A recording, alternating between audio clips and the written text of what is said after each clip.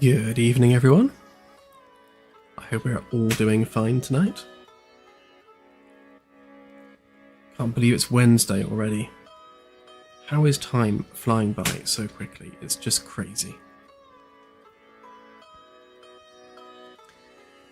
So why don't we have a little recap of what it is I've been doing since Sunday. Sunday was so long ago I've completely forgotten what I did on Sunday. But on the past few days I've been further sort of organicizing the generation of star systems so that they're far more organic and not kind of just dice rolls and coin flips. There's actually some substance as to how and why planets are what they are. So I suppose the biggest couple of things are on the core mass accretion for planets. I've changed this a little bit. So what we're doing now is we're taking the actual non-volatile mass of a protoplanetary disk. Actually, let's take one step back. I also made this. So we're actually building the protoplanetary disk itself now. So as the boxes would indicate, just take a percentage of the star as the disk mass.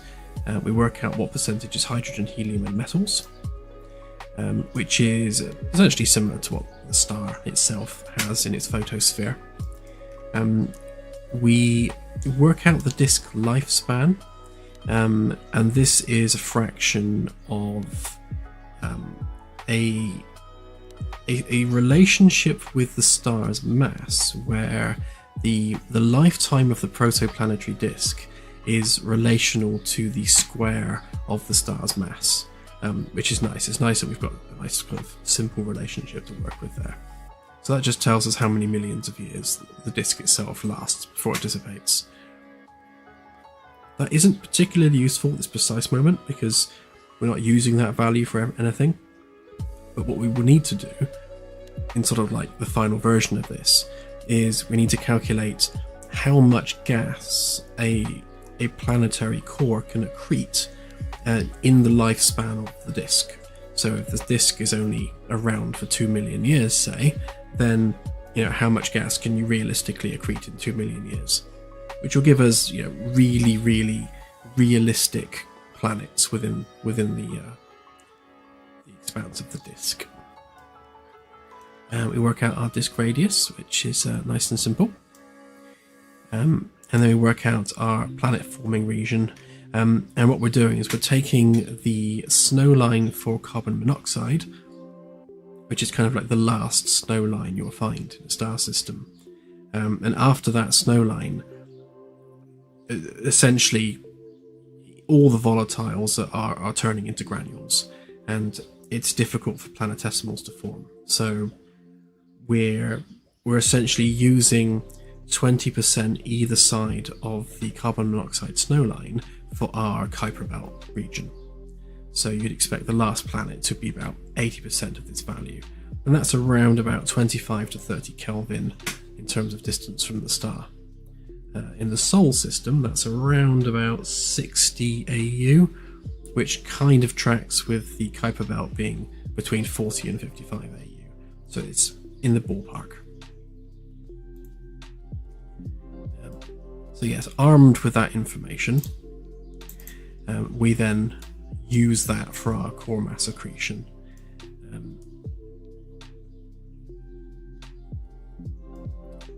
So the clamped value is essentially half of the mass available within the disk itself. So it's unrealistic to think that a single planetesimal would take up all of the mass of the disk, because obviously the disk is spread out.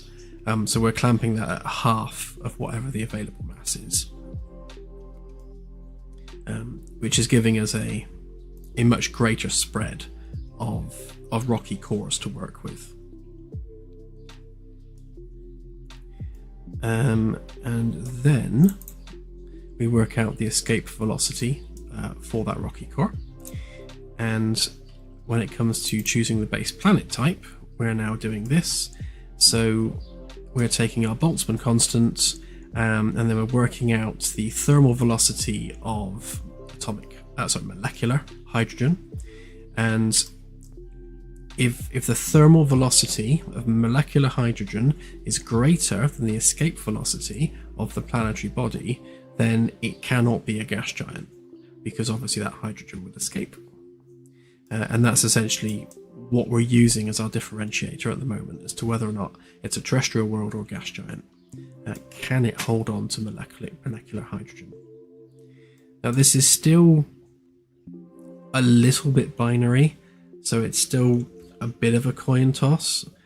I really want to do away with differentiating at base planet type at all, and we simply work on a gas envelope. So we've got our rocky core, and then on that rocky core we start building a gas envelope.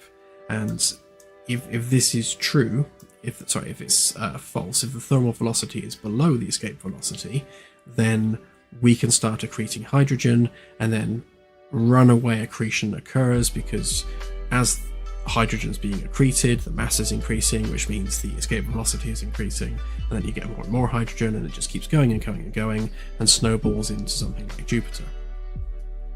And that's like a fully organic process. So right now I'd say it's just one step away from being fully organic, but it's organic enough for the time being.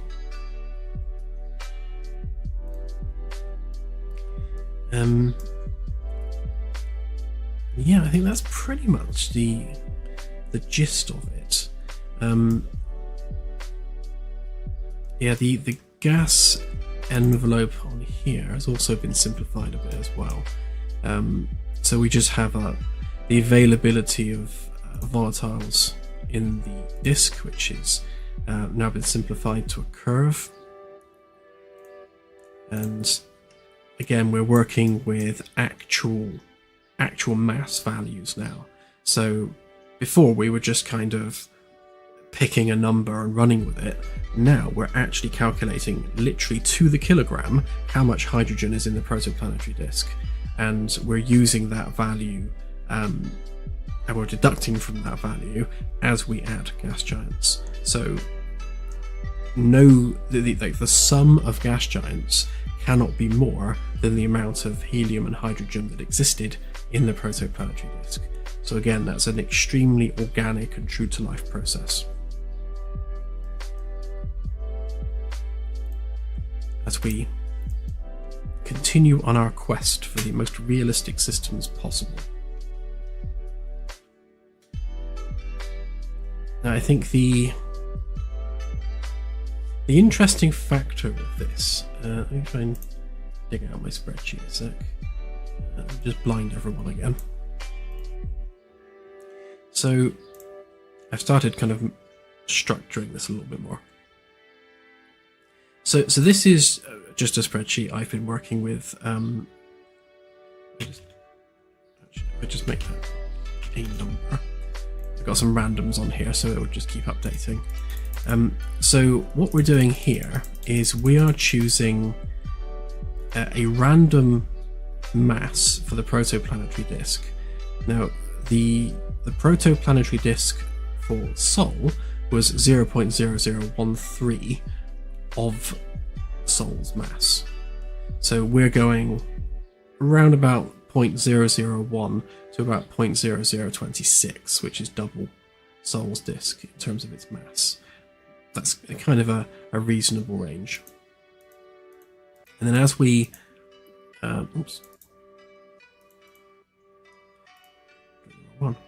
as we're rolling the dice on that, you can see that the disk mass here is changing, and thus the metal's mass is changing, and that's the Sol value there. So that just allows me to sort of estimate the kind of things that could be in the planet, in the system. So here we've got fractions of Earth mass and how many kilograms that would be, and thus how many planets you could actually fit into the available mass. And as you can see, as I go through just picking random values, it's really not that many. And I was confused as to why we had so few planets appearing around stars. And it's mostly because of this. And it's an interesting one because the numbers here are true to life. 98 point something percent of our 99.8% something of our system is the sun's mass. Very little of the protoplanetary mass is actually available for planets, planet formation. So, these numbers here are practical numbers based on the amount of mass we have. Now, obviously, beyond the metal's mass, so anything other than hydrogen and helium, we can get other bodies further out in the system which accrete without a core first, so they don't have a protocore to start accreting with. Gas just condenses, and I think Saturn might be something like that, because Saturn's a very fluffy planet with no real solid core to speak of, so that might have happened in Saturn's case. But yeah, it's just an interesting point of observation that you don't get many planets generally when plugging real numbers into the system. Although, if the randoms fell on Earth masses, we'd have 9 Earth masses and 9 Earth planets within this particular system. But generally speaking, it's falling around 2.5 to 5 Earth masses, which tracks with what we've seen with exoplanets. Super Earths and mini Neptunes are by far the most populous exoplanet that we found, and that kind of tracks with what we're seeing on here, so it's nice that they align.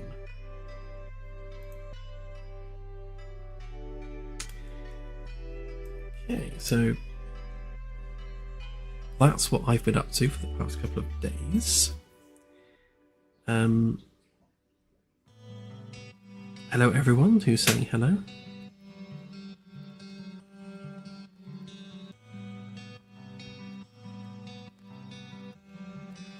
Delta, I'm not sure that I have seen that. I'll have to Google it.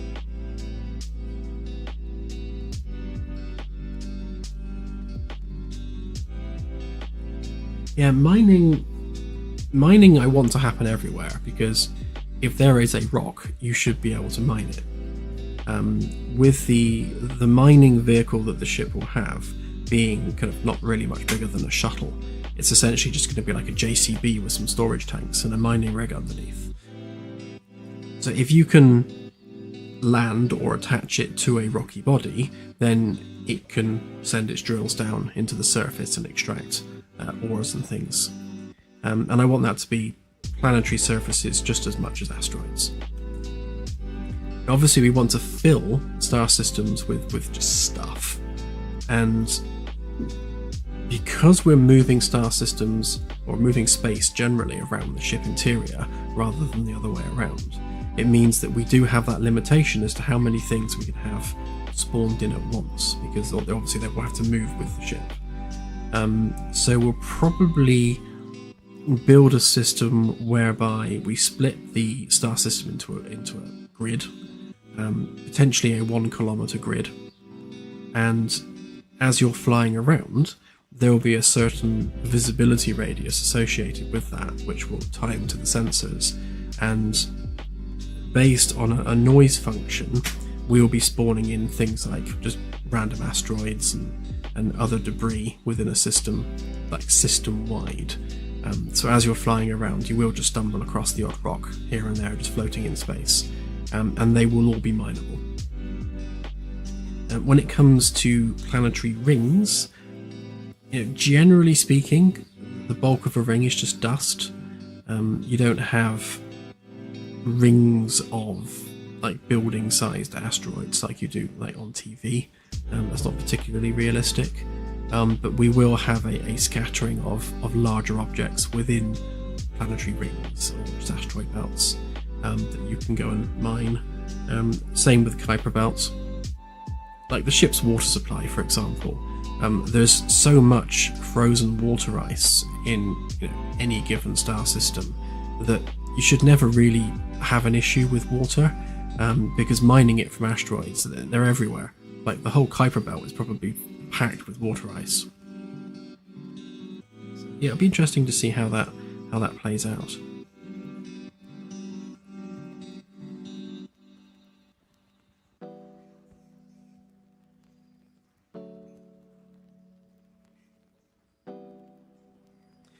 Planets will eventually orbit at some point. They're going to have to be on rails, but yeah, they will be orbiting.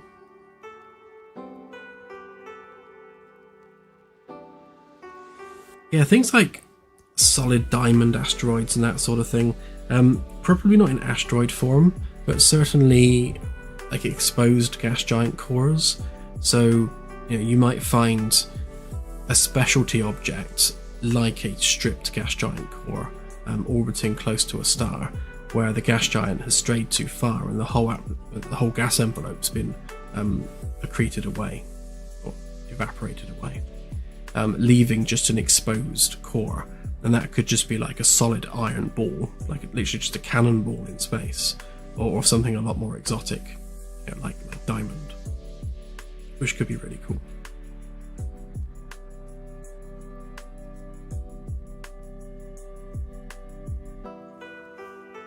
There are many layers of grids. So obviously the galaxy is in 100 light year cubes, star systems are 1 light year cubes, and then interstar systems will probably go down to 1 kilometer cubes. I might also split star systems into like planetary system cubes as well. So each planetary system cube could have a scale and a seed value, and we can do some stuff with that, but we'll have to see. It's all a function of scale for the most part.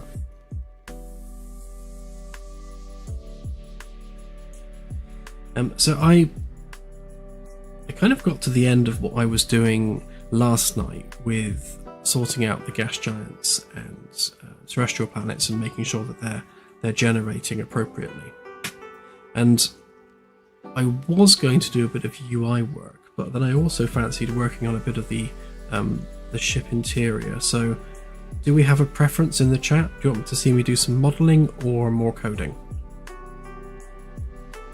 Make your thoughts known.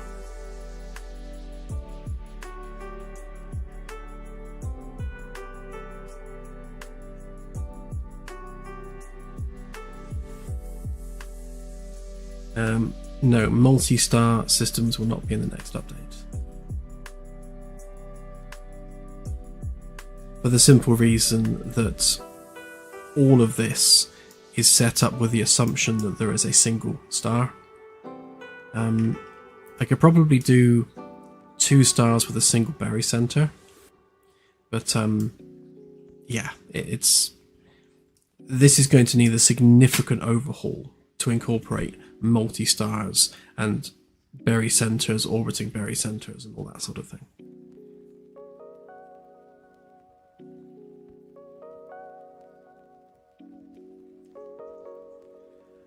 Alright, that seems to be overwhelmingly modelling there, so let's do some of that.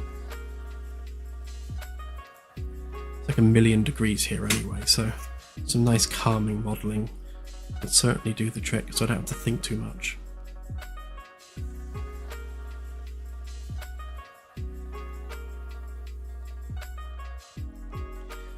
Where did I get to with this?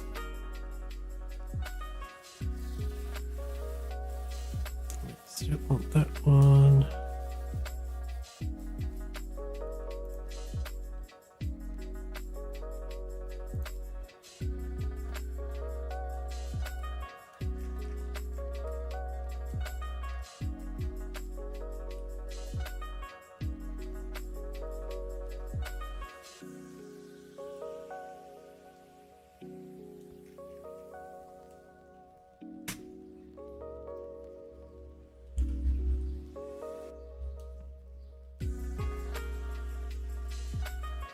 Alright, I'll fix out some of these bits here because we've got some weird overlaps going on. And some walls that aren't finished.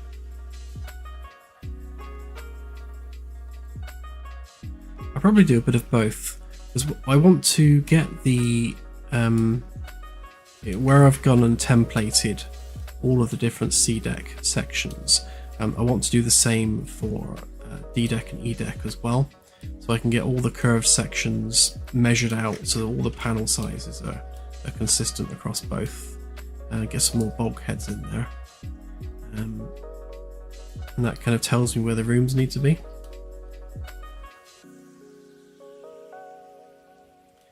For now, we'll just do a bit of modelling.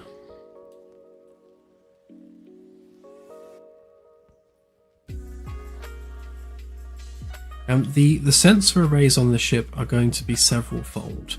The rotating disc is just the GPS, so that's literally just the ship knows where it is. And the idea with the spinny disc is it's not just to add. Well, I guess it's mostly adding a bit of movement outside of the window and making the ship feel a bit more alive visually. If we were to include it or contain it just within a dome that you can't see, then you lose that dynamic movement out of the window. But it is just a GPS dish, so it's not necessarily an important sensor array. All the important ones will be probably further to the front of the ship.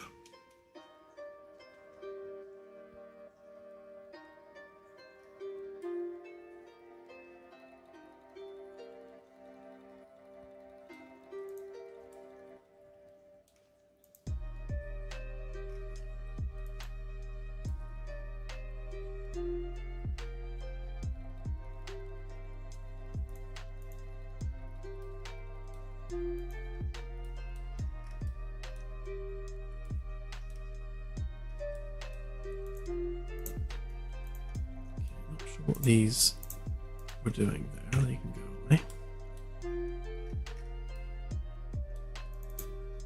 Are you all one piece? No, you're not.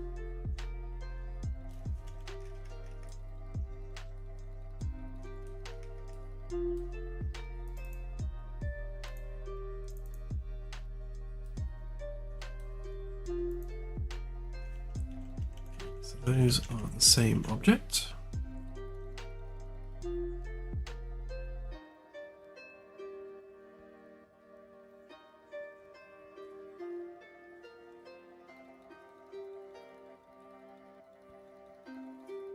Oh, we'll definitely have that as well.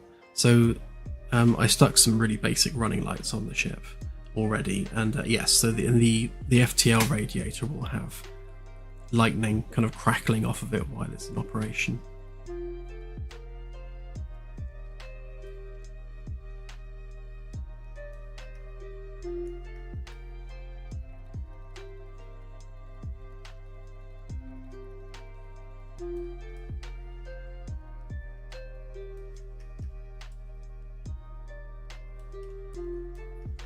Kind of wanted to make these pieces built in with weld lines because they're going to be used all over the place.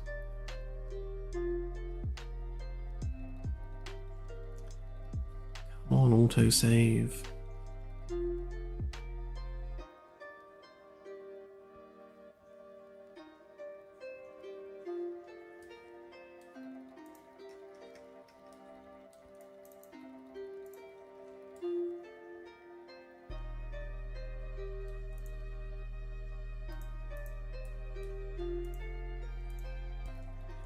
Those are all the same component. Are they? Oh yeah, they're all the same component as well. That makes life easier.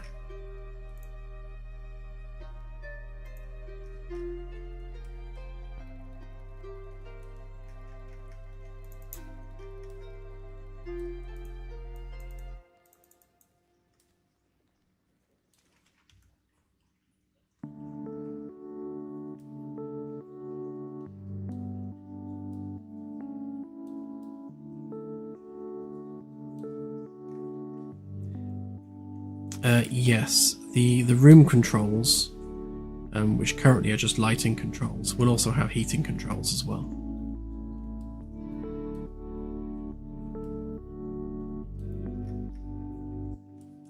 Yeah, the labs have already been kind of mapped out in rough form. I'll show you in a sec.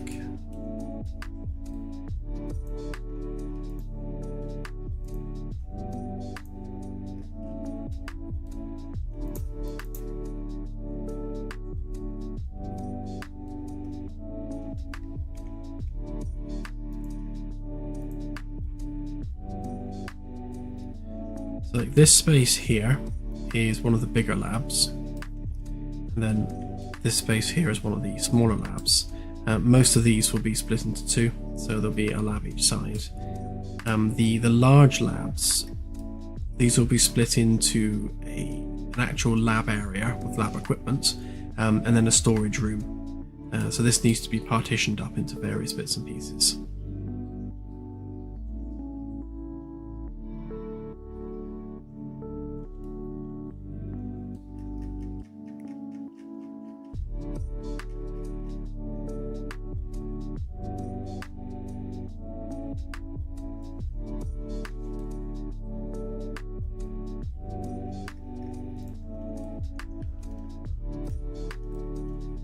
Yeah, I filled out a text interview a couple of days back. I'm not actually sure what publication that was for. Claire just hands me things and I fill them in.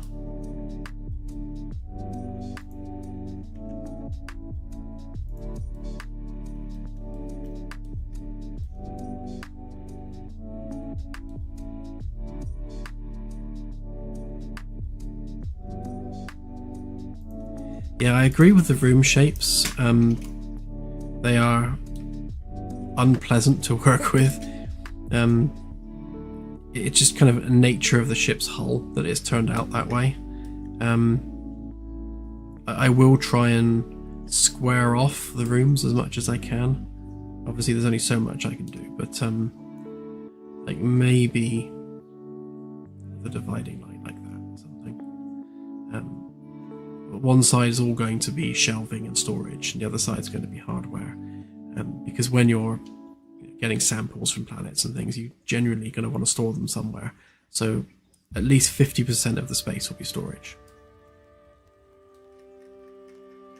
And we also need pick up and drop off locations, very much like a game like RimWorld or Banished, where the NPCs kind of have stashes where they put stuff. We'll have something similar.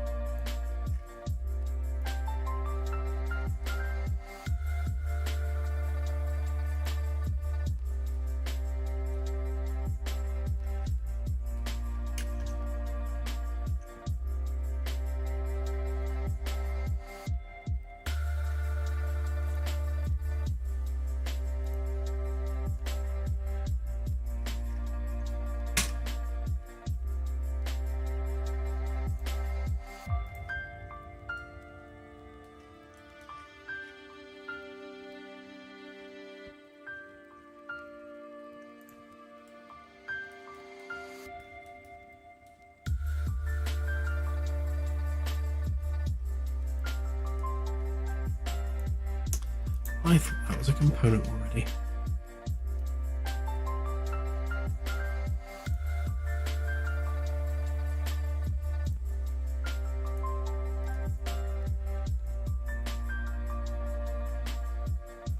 Yeah, I was looking at planetary cores earlier today, and I've come up with kind of a mass to temperature relationship, which I need to look further into.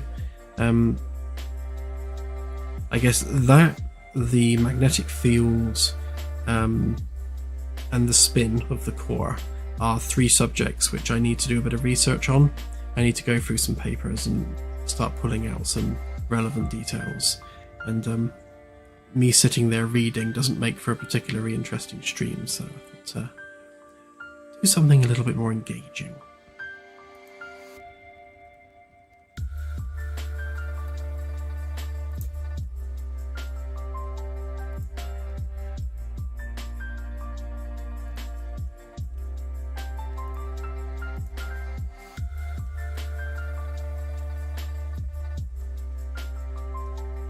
Yeah, I do actually need to just keep on top of the modelling side of things, because you do forget quite quickly, or at least you do at my age, at 45 years old, you kind of forget what you were doing quite quickly.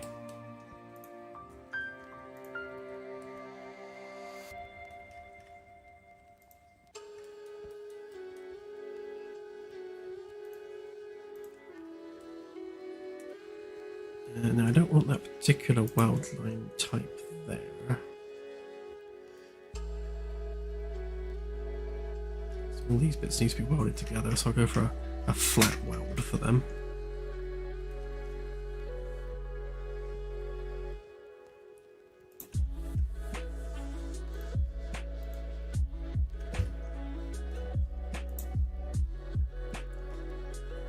Yeah, 45 feels pretty old.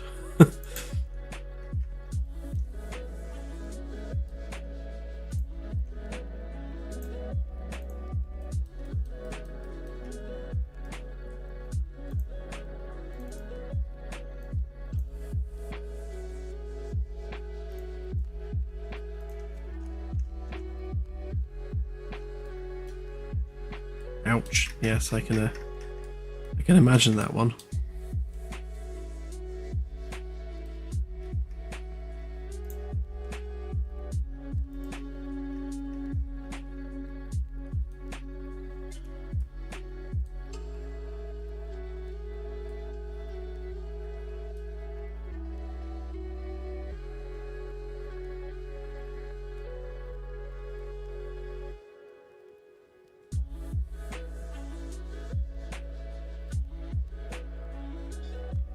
Yeah, the crew size of 200 is kind of a function of need, really.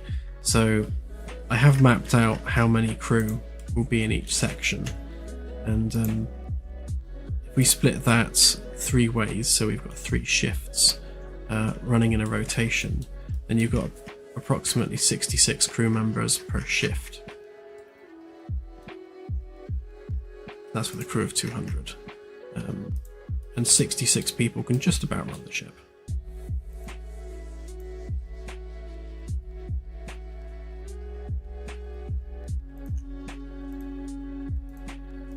Yeah, so there's nothing stopping you having a full human crew of 200. It's all down to server infrastructure, really.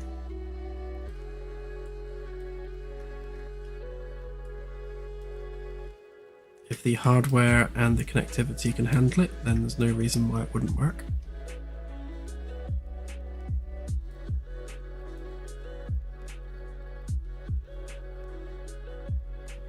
This is a science ship, so there are no passengers.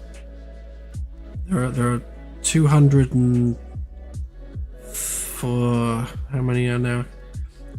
I've added and removed crew quarters around the outer edge of D and E deck, so if these become additional quarters either side here, then that's, say, 2, so that's 1, 2, 3, 4, that's 8, that's an extra 16 quarters across 2 decks. So you're probably looking around about 220 quarters if you include the VIP quarters on C deck, B deck rather. So yeah, I suppose, there is room for passengers, but it's not a ship that's designed for passengers.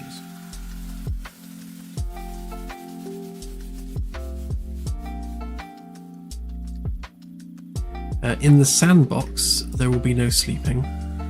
In the single player campaign, when you go to sleep, it will spin the clock forward to the next day, and then you'll wake up ready to start your shift anew.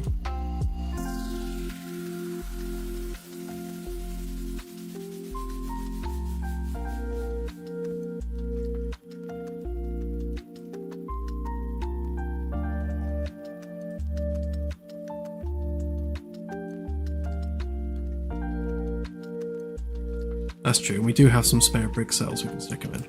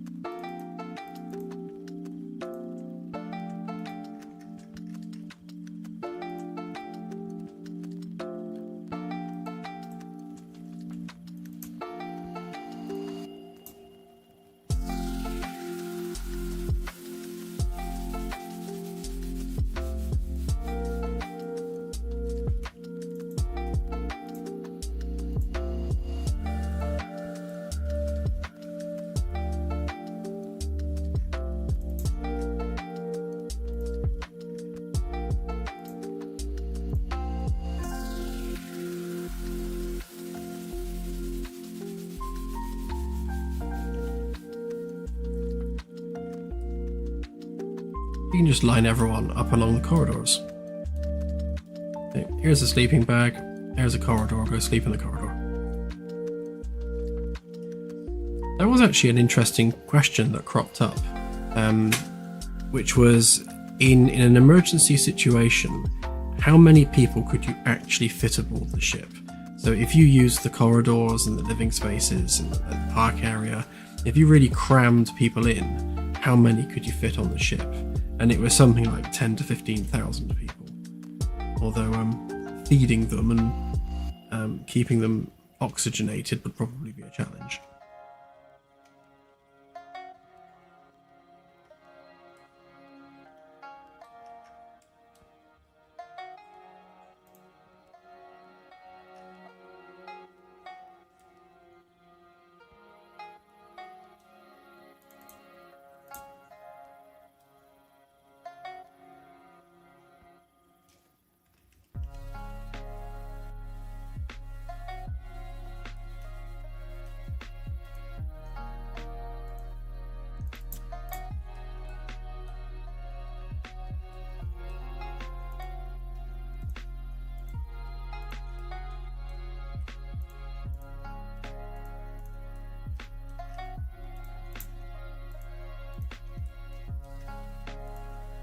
These are older ceiling pieces from the original design, so I just need to replace them with the new version, which has a thicker profile.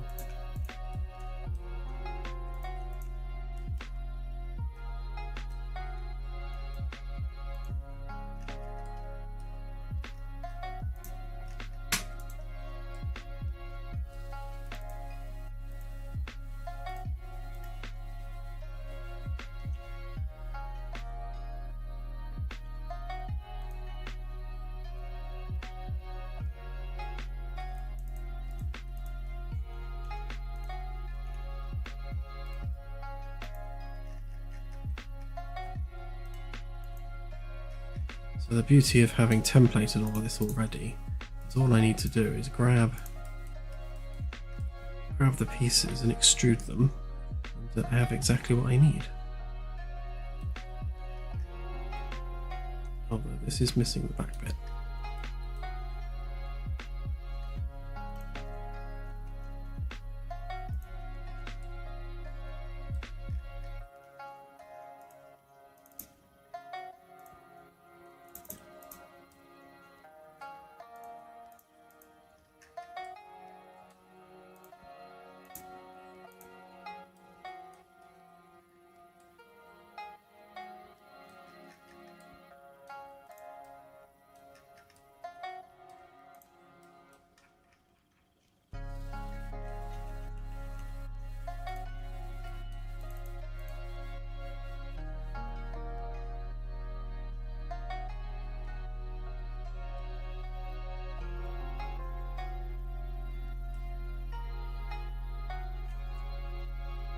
Yeah, the amount of people on an aircraft carrier is just insane.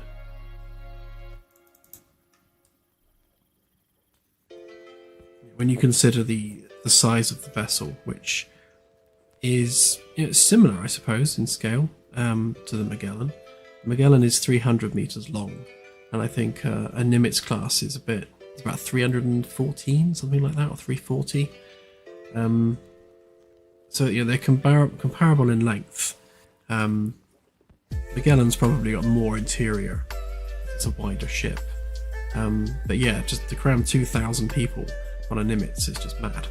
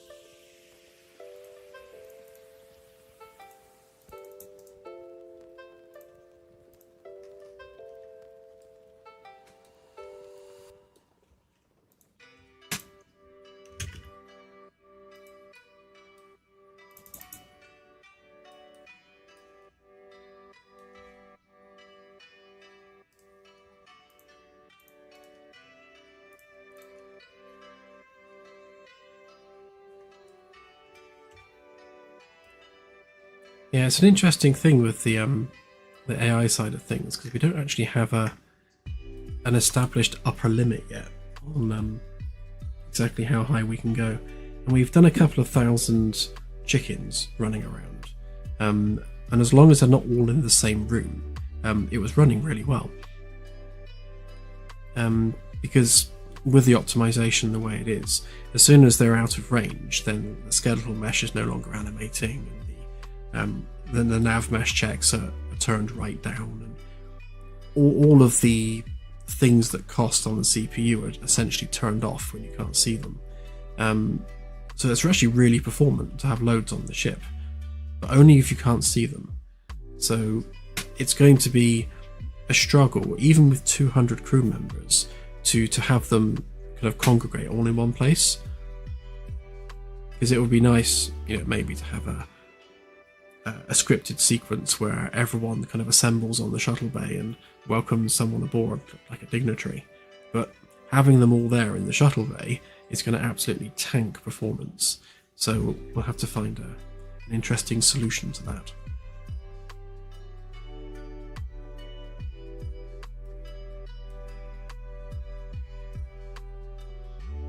I'll I will rebuild the nav mesh for the next build.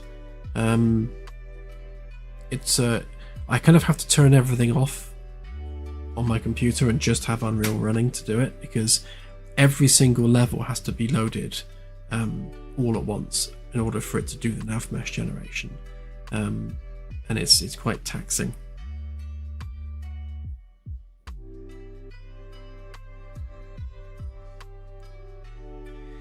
Yeah, tasking the NPCs isn't that bad, because they are essentially just using an event-based system, so you're not having to like constantly track objectives. You will, as a one-shot action, pick the next job that needs doing, and then all they're doing from that point is just navigating to that point in space. Once they get there, then their next action item will be to perform whatever task that needs performing. Now, obviously, again, that's just a one-shot thing. Like, it's just a selection from a list of possible actions. They are now performing that action, and the act of performing the action is literally just having an animation play. So they're not really doing anything in real time. The whole decision-making process is event-driven, so they're quite lightweight in that regard.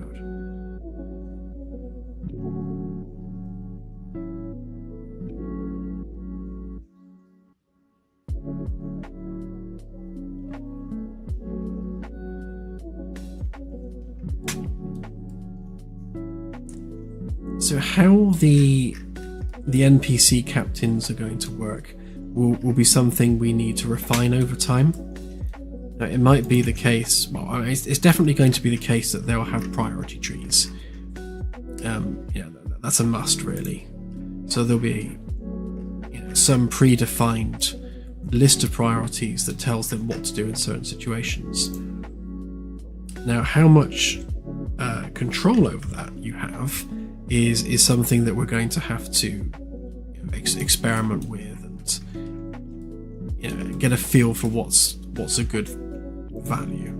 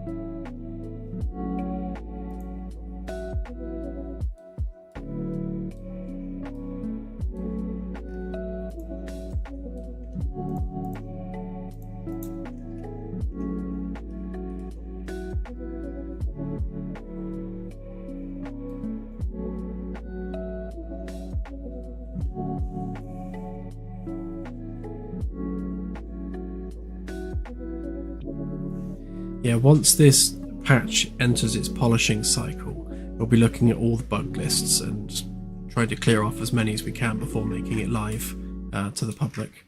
So things like multiplayer sync issues, and any other problems that are raised as bugs right now. We will go through the entire list of bug tickets and try and clear off as many as possible.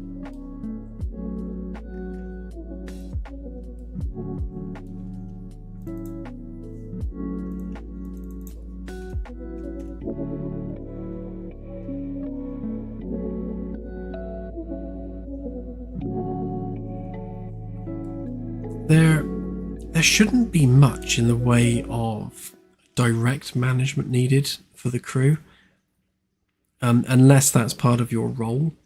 So let's say that physical injury is a factor, and someone who is, let's say, an engineer, if they are injured, then they're going to be performing their engineering tasks more slowly, because obviously they're impaired.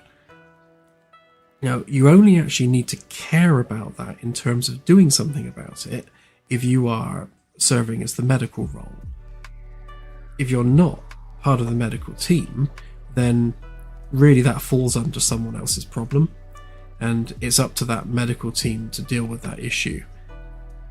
Now, obviously, as the captain, you can be bothered about the issue, but you're relying on the medical team to do something about it.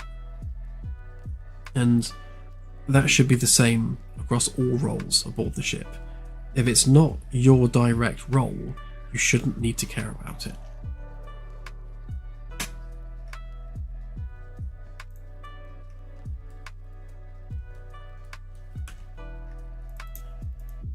At least that is the plan.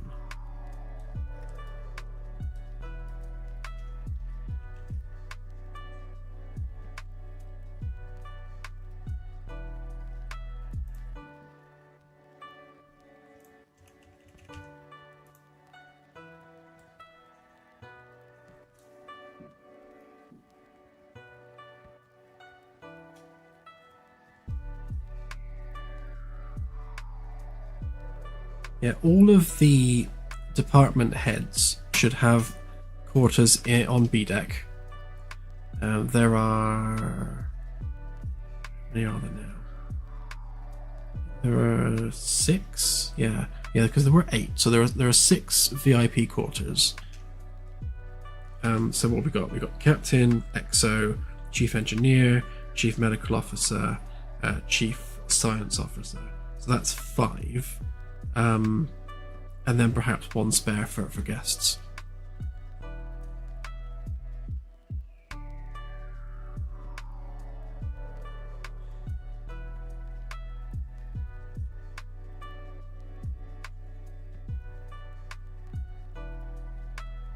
Oh yeah, head of security, that'll be another one. I always forget tactical.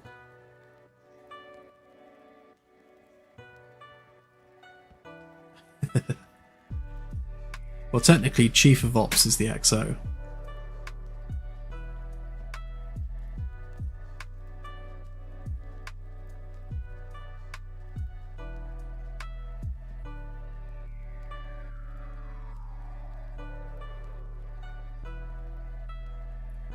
Yeah, things like environmental conditions, I definitely do want that to have an impact.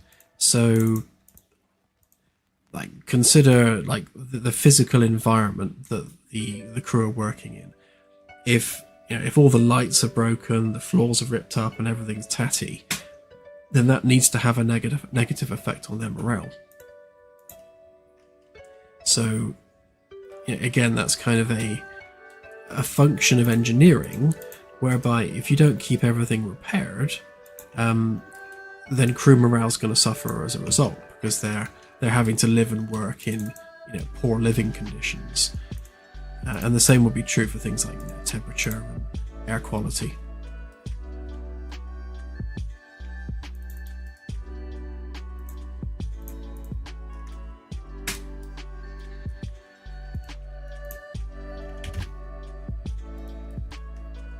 It's going to be a very interesting change of pace, moving away from modeling game interiors to engineering systems and to the galaxy systems, and then working on NPCs and morale and that sort of thing.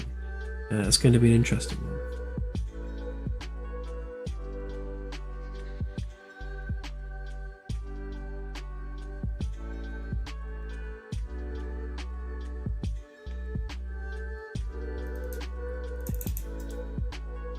Yeah, intimacy on the ship is an interesting question, because I mean, yes, ultimately, it would be good if that were a thing, to complete the full circle of interpersonal relationships.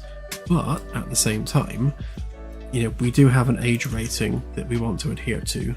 So I would say use The Sims as a benchmark. Where it's hinted at but not like specifically shown.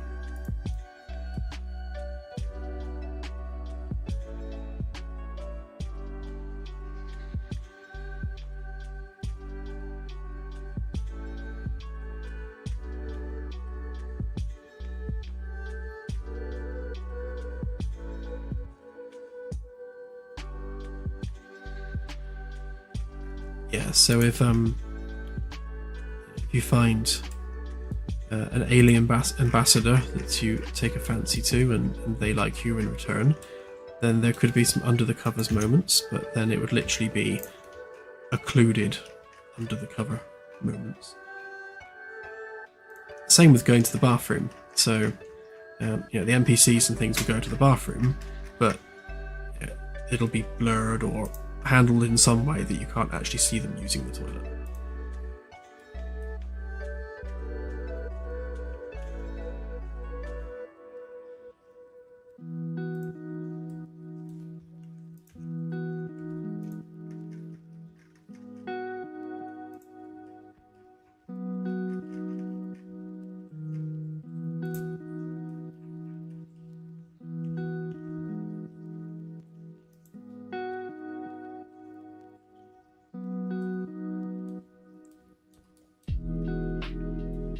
I'm sure the modder community will have you covered.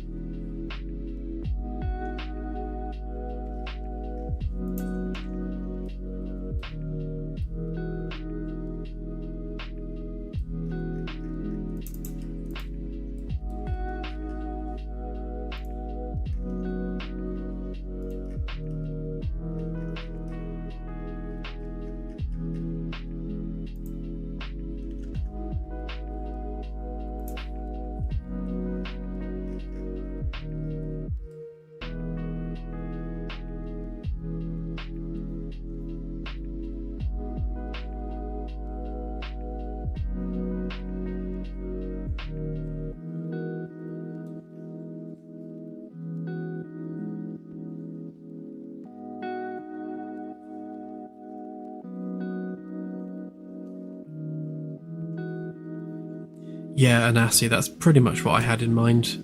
Just have the stall door close and not be able to open it.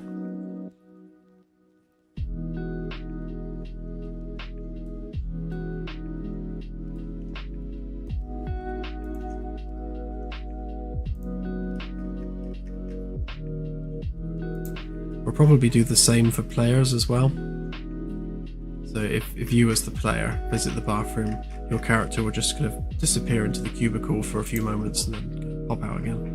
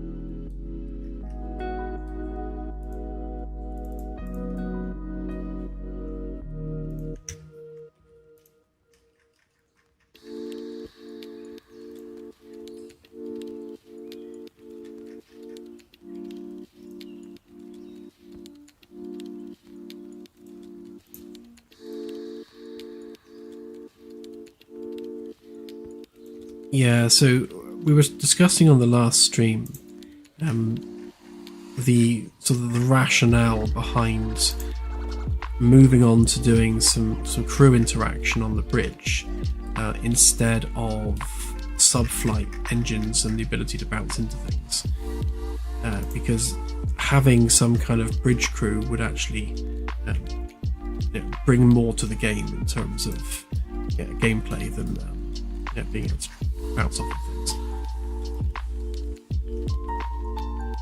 So that's probably what we'll be doing next.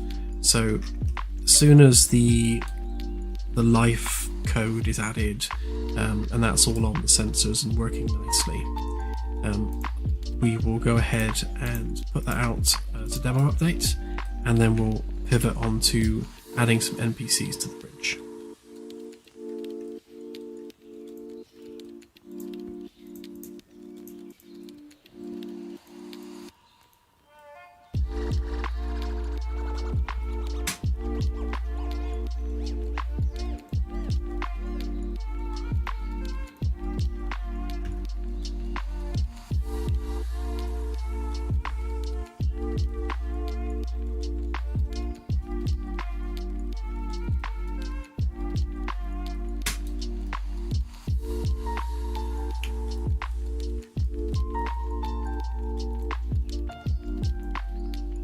Sure, I selected all of them then.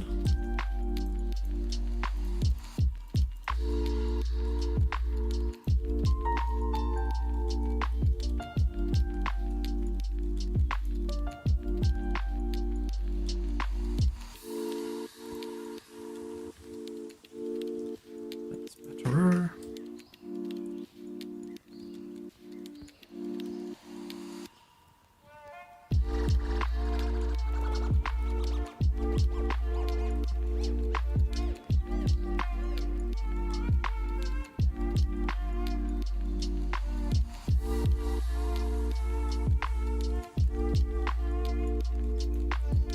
Yeah, the screen in the conference room, I'd like to get all crew bios and information connected to that so that you can see exactly what crew are assigned where and their latest profile was and that sort of thing.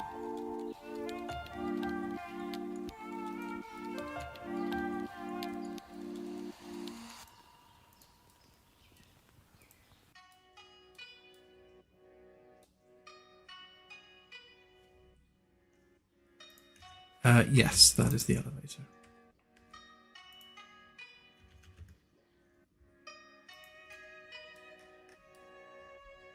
At least it will be.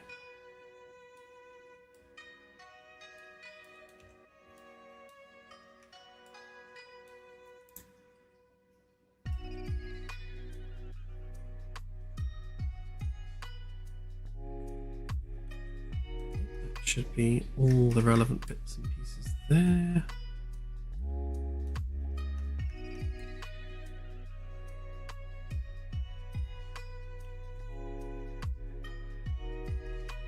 Yeah, I want to do some kind of terminal interface in the two offices on A deck, where you can view that kind of stuff as well as like make log entries and other kind of roleplay-ish stuff.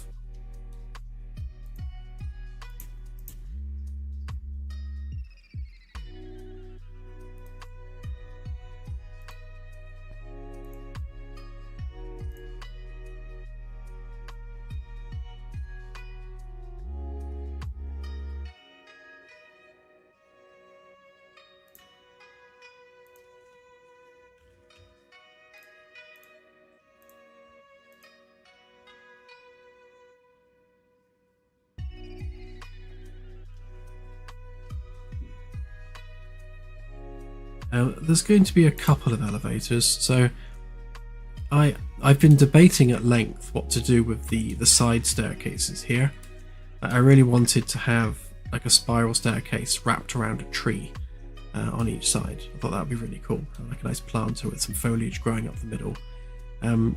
But practicality wise, having the only elevator be that one doesn't really make a lot of sense. So we'll have to have an elevator on the side pits as well, and they will stretch from C deck down to E deck. There'll also be a cargo lift about there somewhere, and probably something around the front here somewhere as well. So a minimum of 3 plus a cargo lift, and possibly more.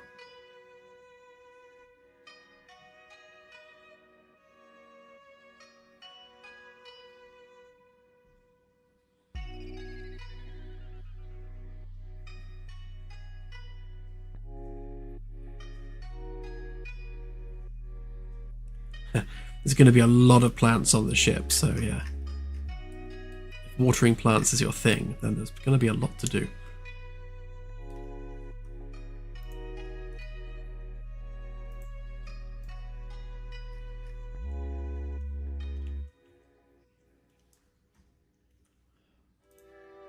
Come back, C-Deck. Where are you?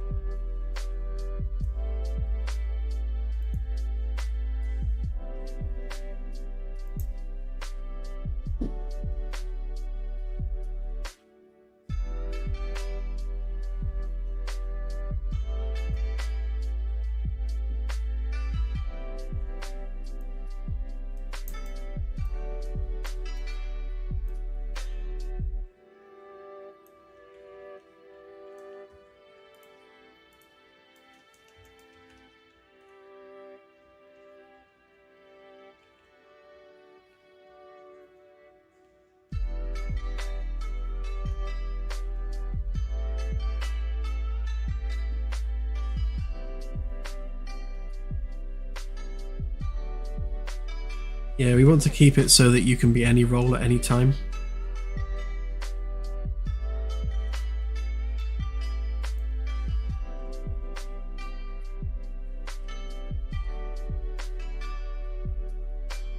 There is already a bowling alley, funnily enough. Well, at least there's the beginnings of one right here. 4-lane bowling alley right there, which is part of the kind of bar area.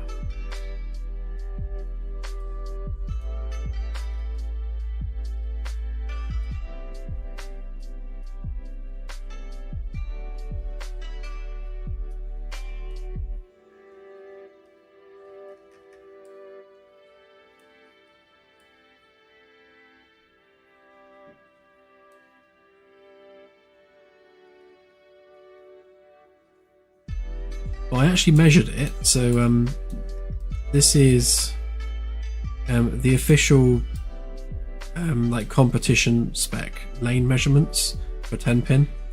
So it should be exactly as you'd expect it to be, hopefully, when it's done.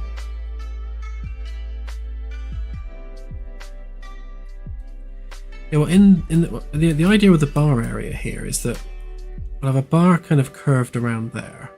I want to get some pool tables in there, and hopefully one day there'll be working pool tables.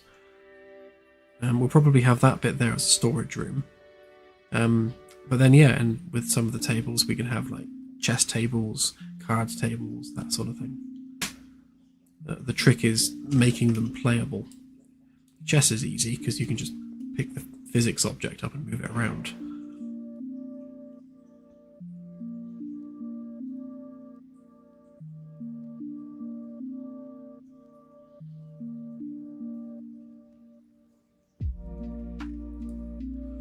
Yeah, well, again, this is the cinema here, so you know, we want to style it on a modern cinema, and make it all sexy looking. It should be nice when it's done.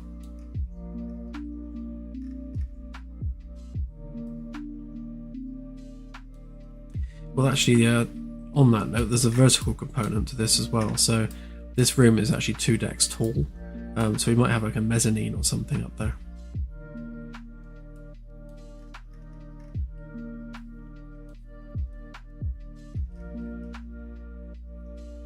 Yeah, a legally distinct alien roulette game.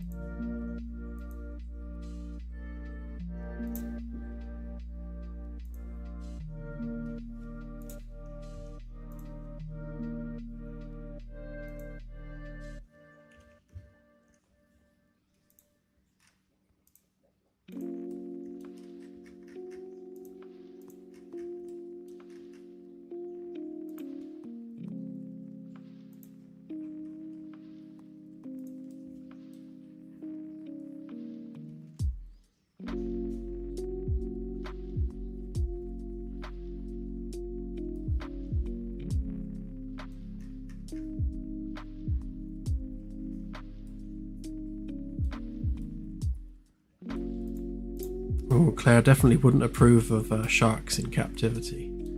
They're her favorite wet mammal.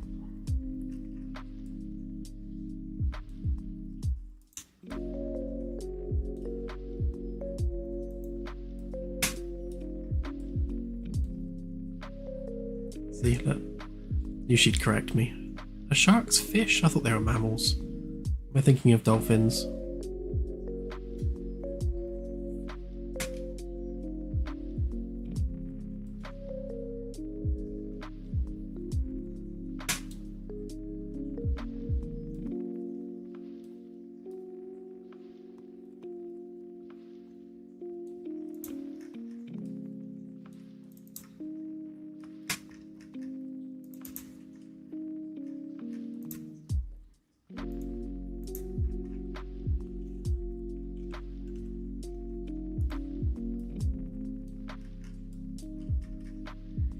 Yeah, casino is an awkward one. Yes, I want to be able to include something like a fruit machine. I think that would be quite cool.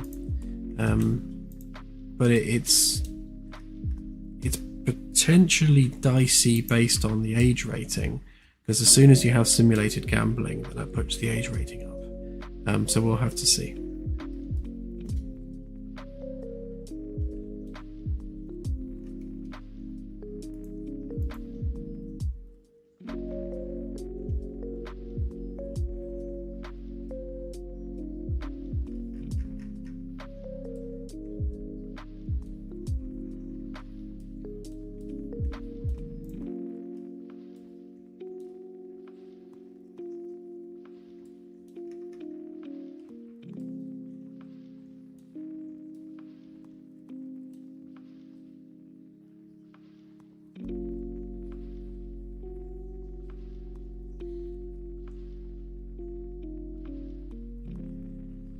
Hey Jim, and hey Christopher.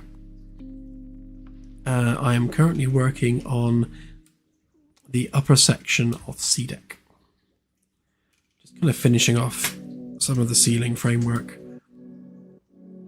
This is essentially like the final polishing stage before the demo update for this part of the game. Taking just a small break from coding to do a bit of modelling. It's been a couple of weeks actually since we did any modelling, so it's nice just to just chill and do a bit of SketchUp.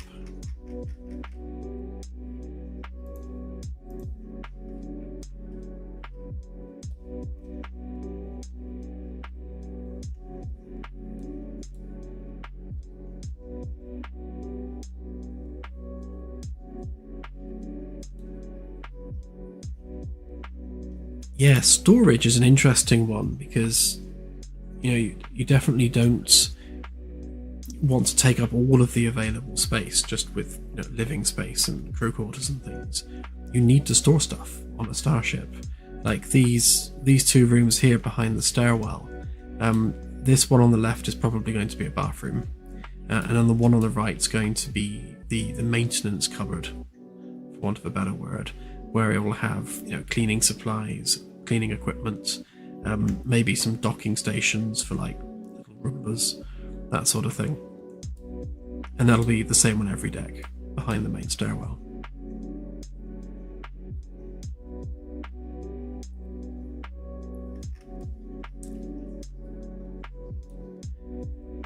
So what I want to do here is I need to create like the sheet metal structure for the top of the stairwell.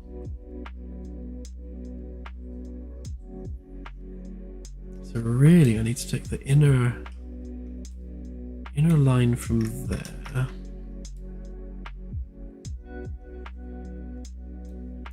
which means these ones maybe, these ones.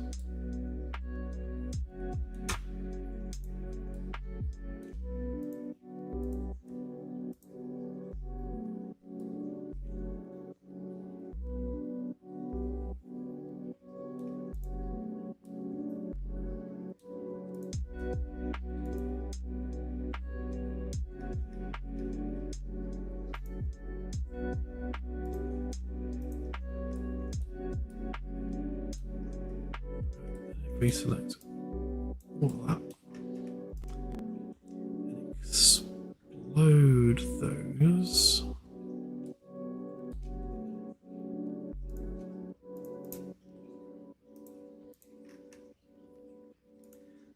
Hopefully everything's already pixel perfect, so it can just create a face. Yeah, it can. Good, good. Makes life a bit easier. So we don't need these bits.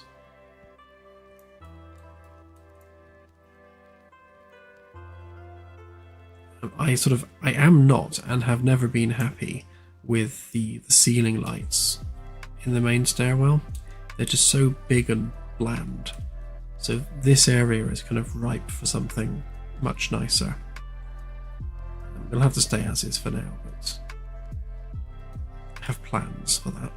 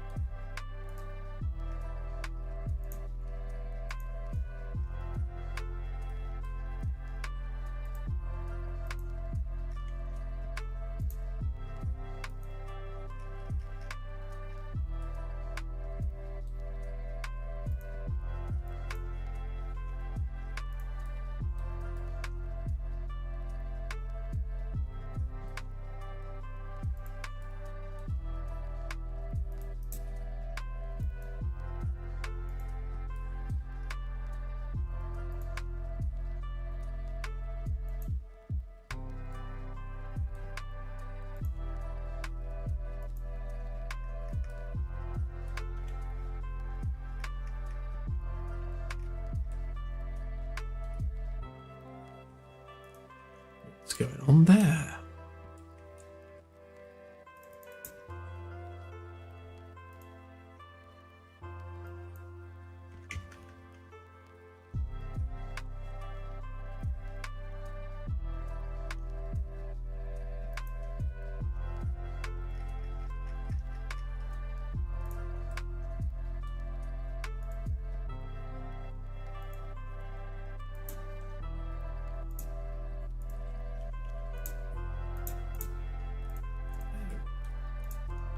They're still groups, that would be the problem.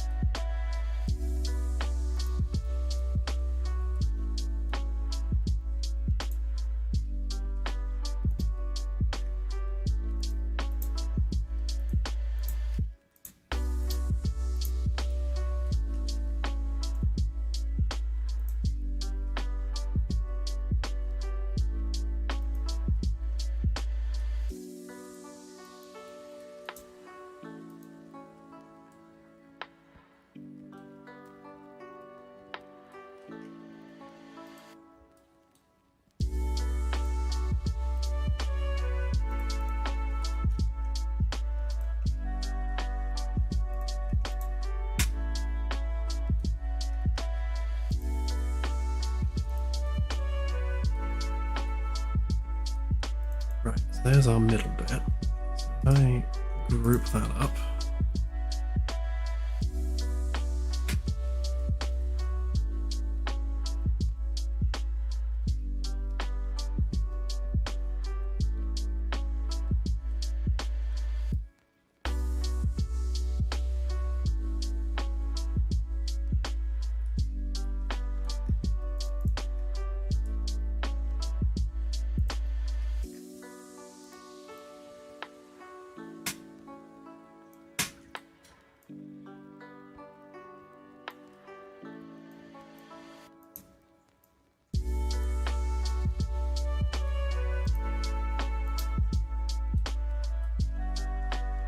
All of them should be the same.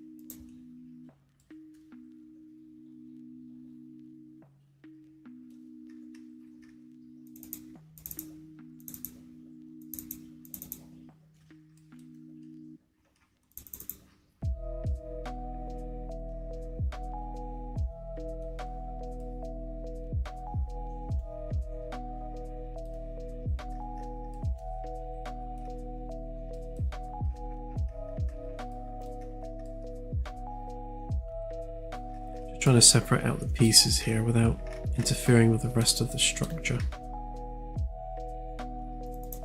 So these should all be a duplicate of one another, so they can just be deleted.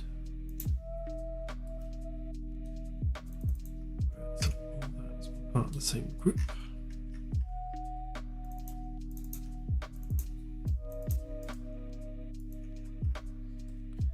As should that be. And then we'll duplicate this one around the curve.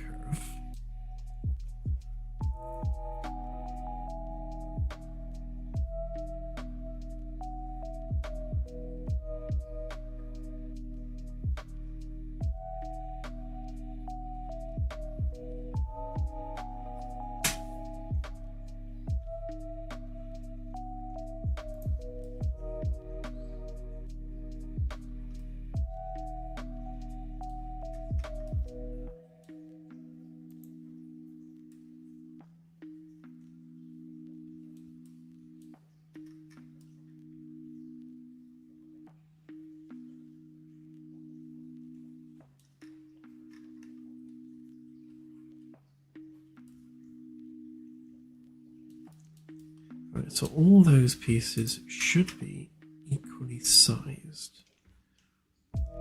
257101, 257101, 257102, close enough. Yeah, so they're fine. So they can be copy pasted.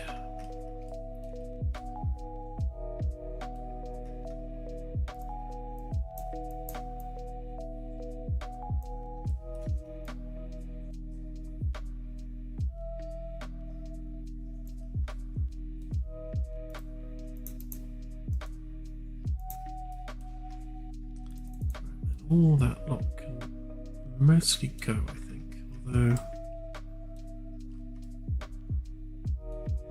yeah, I'll join this bit up to the main lot.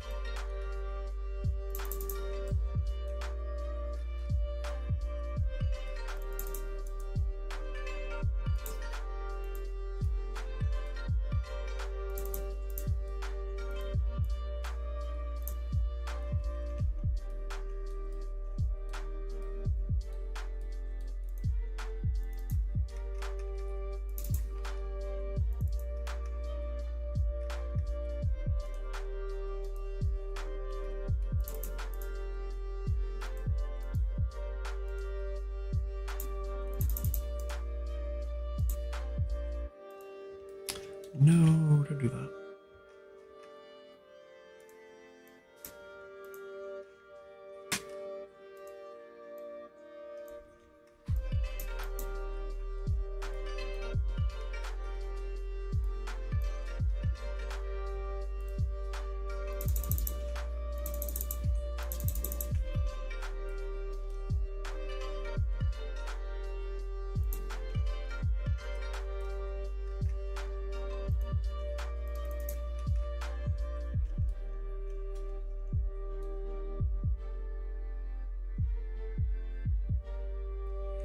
I shall have a look, Anasi.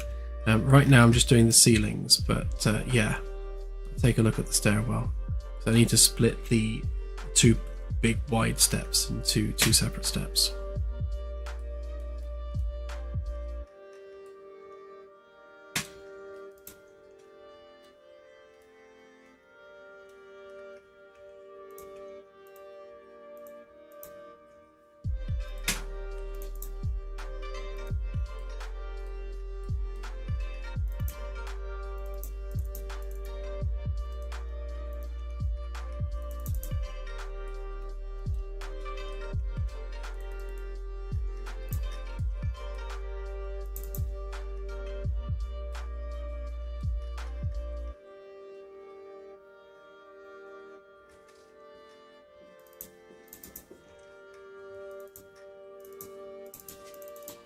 Ah, Claire has emerged to feed some pigeons. You might hear lots of peeping noises.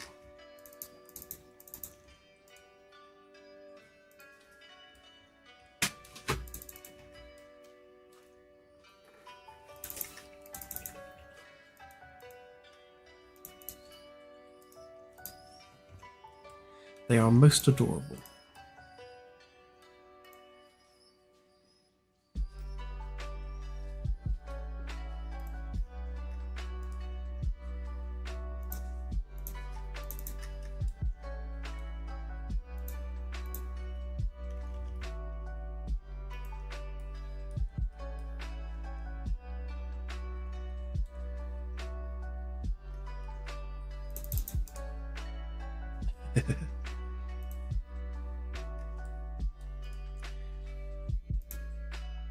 They're actually doing really well. They've doubled their weight since we rescued them, so that's good.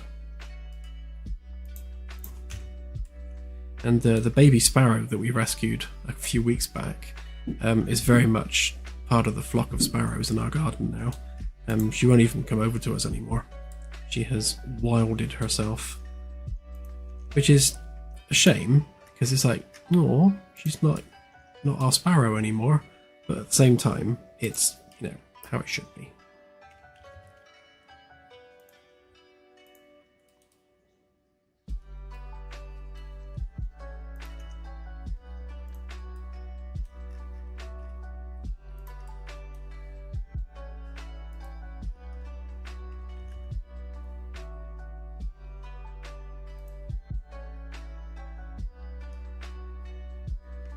No, so it all started off where a baby sparrow fell out of a nest which was in the eaves of our roof, and it's like a tiny hole, and there was no way we were getting it back up in there, and it was unconscious on the ground because it had just fallen 2 stories onto gravel. So it was cold and it was wet, so we thought, right, we'll take it in and feed it up and see if we can take care of this poor little thing. And it went brilliantly. She thrived and she became a little fledgling, and then she started flying around. And then we moved a bird cage out into the back, into the front garden, where we got a really, really big hedge, which is frequented by a lot of sparrows. And we pushed the cage right into the hedge, so she was kind of living with them, even though she was in the cage. And then after a couple of days, we just let her have free rein to come and go as she pleased. And she started kind of integrating with the other sparrows. And over the course of about a week, she became fully integrated with the flock of sparrows, and now doesn't care that we exist and won't come near us anymore. Which is a shame, because she always used to kind of fly over and land on our head and stuff. And then, just as we got to the point where the sparrow was happy and everything was wonderful, I noticed that there was a pigeon nest in our tree, and the pigeon had vanished. So I kind of stuck my hand up with a phone and took a picture of the nest, and there were two like newly hatched baby pigeons, which were covered in flies, and they had quite bad fly strike, and they have like fly eggs all over them. So it was obvious that they'd been very much abandoned. So we decided to take them in as well. So I retrieved them from the nest, and Claire went to great lengths to getting rid of all the fly eggs out of all their various orifice, and she was like squeezing them out of their nostrils and pulling them out of their mouth, and it was really, really gross. But now, that was like a week and a bit ago, they're absolutely thriving.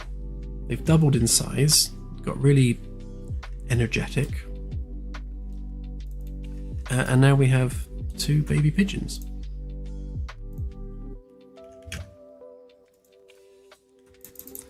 Joys of living on the edge of Exmoor. You get lots of wildlife.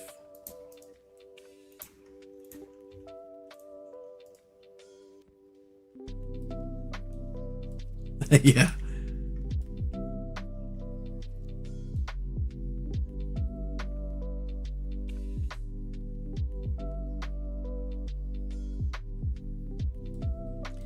Hopefully they will match. We will see when I rotate them.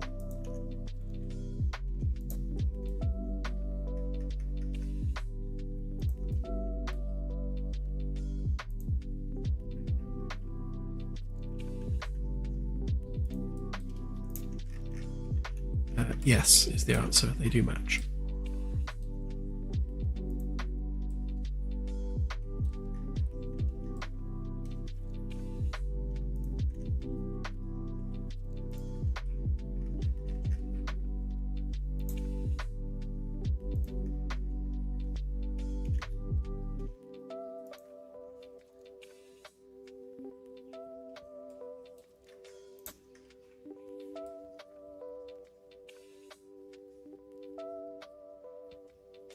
Yeah, there's something very rewarding about taking in a poor, helpless creature and nursing it back to health, and seeing it kind of fly off and be wild with all its wild friends.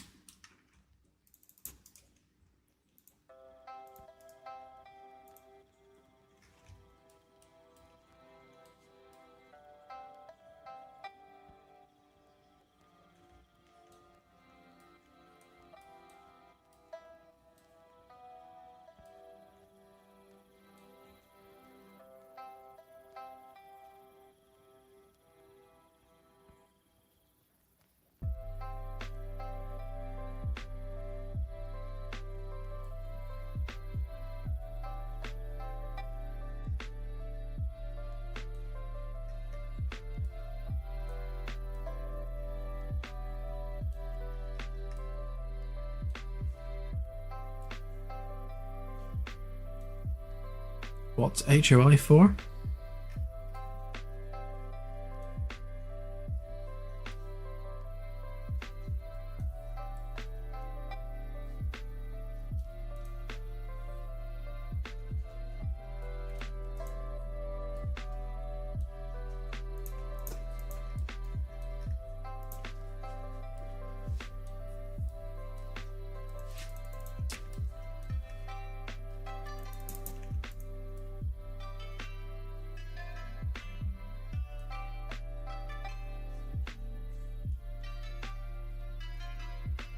Ah, I see.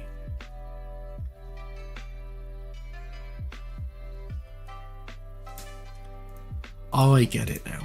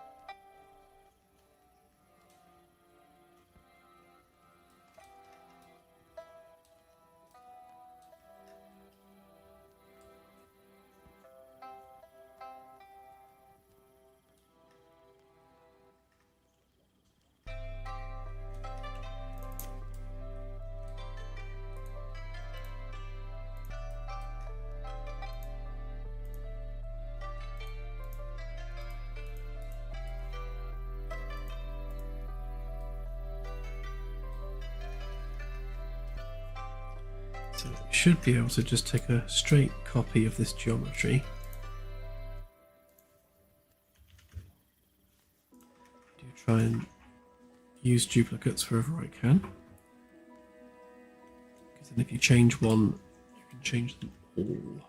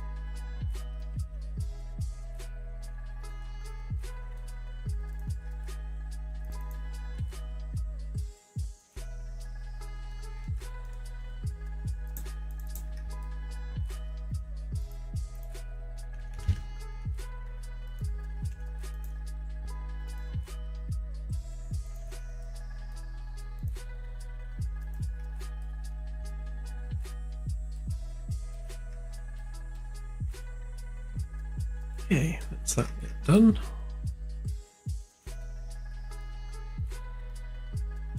Just need to do the corners and back section, and that should be that top piece pretty much done.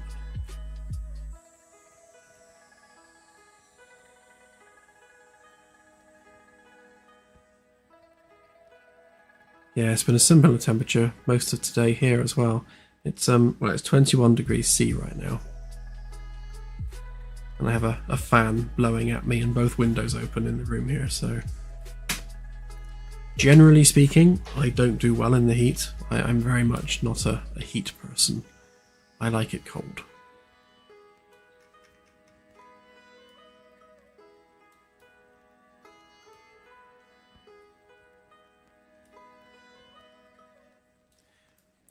Just spotted a deliberate error. It should be over there.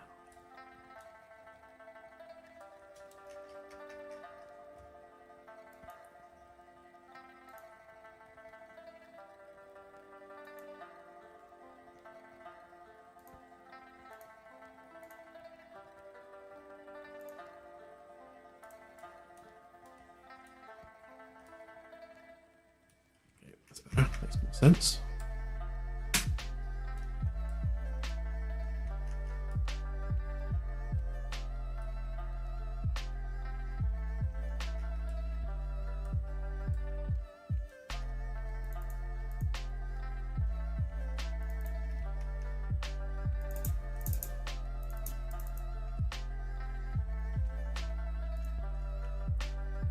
Yeah, Claire loves the heat.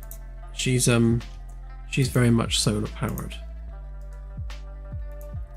Me, I'd live in a cave, quite happily.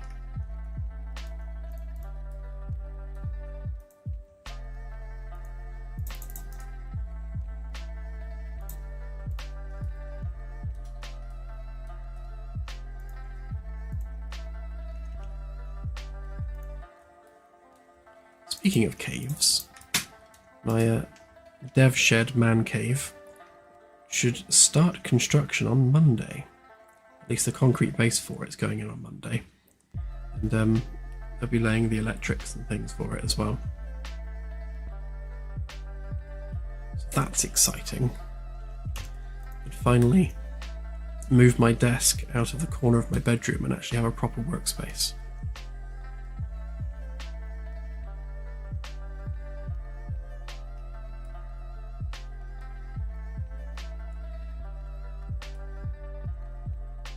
Yeah, I'll post up some progress pictures kind of as we go. I mean, right now, the end of our back garden is literally just wasteland. There's some old concrete slabs and lots of weeds. So they're going to essentially just bulldoze that, pour a concrete base, and then there'll be like a wooden cabin structure built on top of that. Yeah, then Claire can have the bedroom back.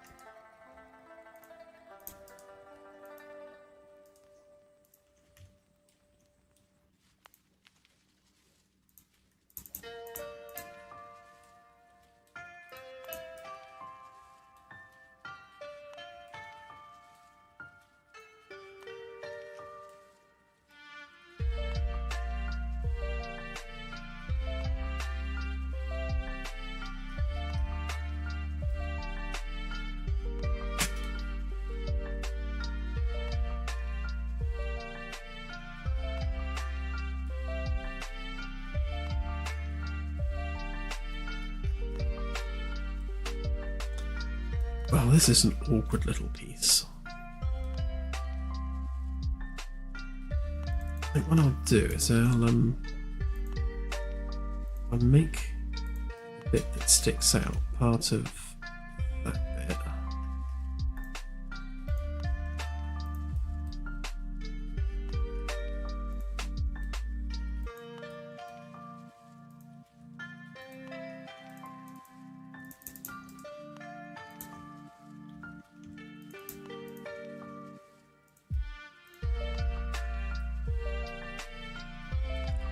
Of course doesn't line up the other side. Why would it line up? It'd be madness.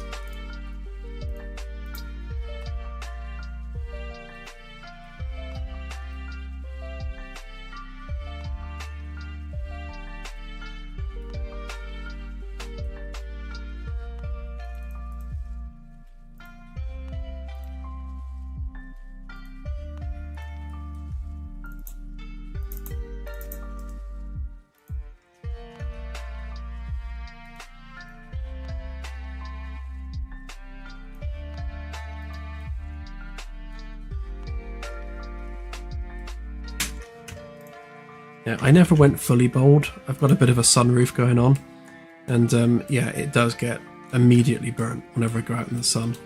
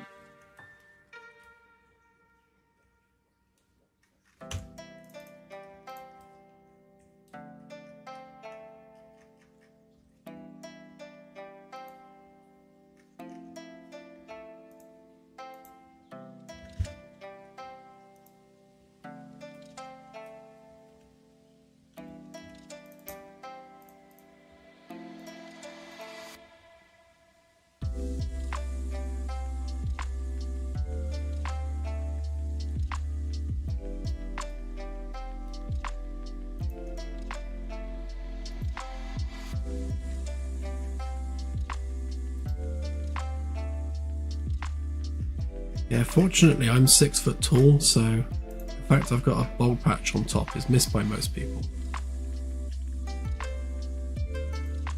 It's not until I sit down and people go, oh, what a lovely bald patch you have there.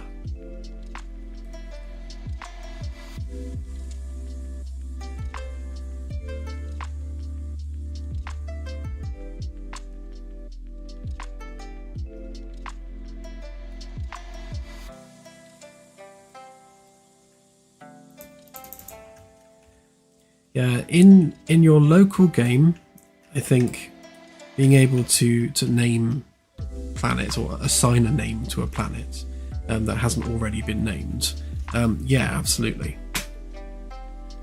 That will just be something you do from the Sensors UI or the Helm UI, and then for the life of that save game, that's how that planet will be known.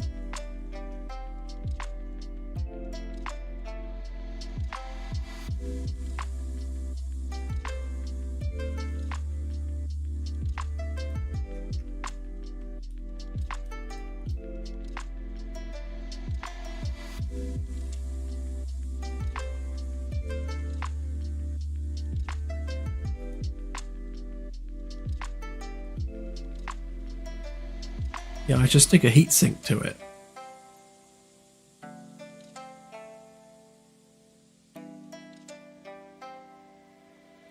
That feature's not in yet, Snowball. If you look on the helm on the left-hand side, there's the beginnings of the computer terminal for entering saved targets and naming stuff. It's just not finished yet.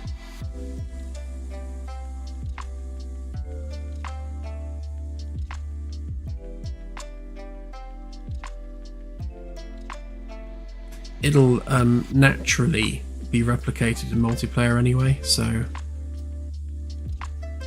obviously it's only saved on the host's machine, but if you name something on that save game, then it stays renamed for that save game, be it multiplayer or single player.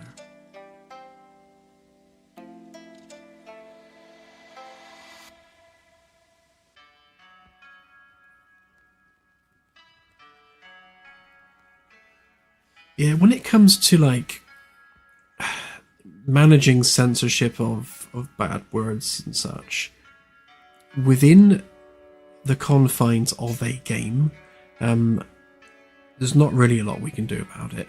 If someone wants to name their character something inappropriate, or name things in the game inappropriately, then just block them and move on.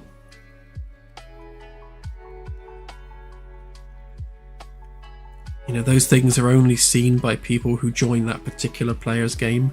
So, if you have a player that does things that you're not fond of, then, block them, never join their games, and then that never has to be a problem ever again.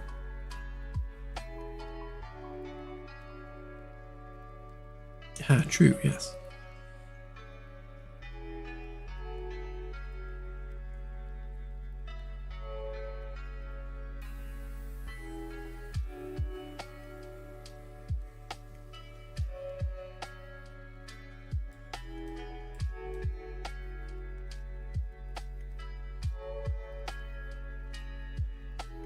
Is it possible to run into other players? No. It's not an MMO, so multiplayer is session based. Essentially it's a co-op game. So one person hosts and then their friends join them on their ship and go out and explore the procedurally generated galaxy. There are no other player ships in the galaxy to come across. We have neither the finances nor the server infrastructure for anything remotely like that.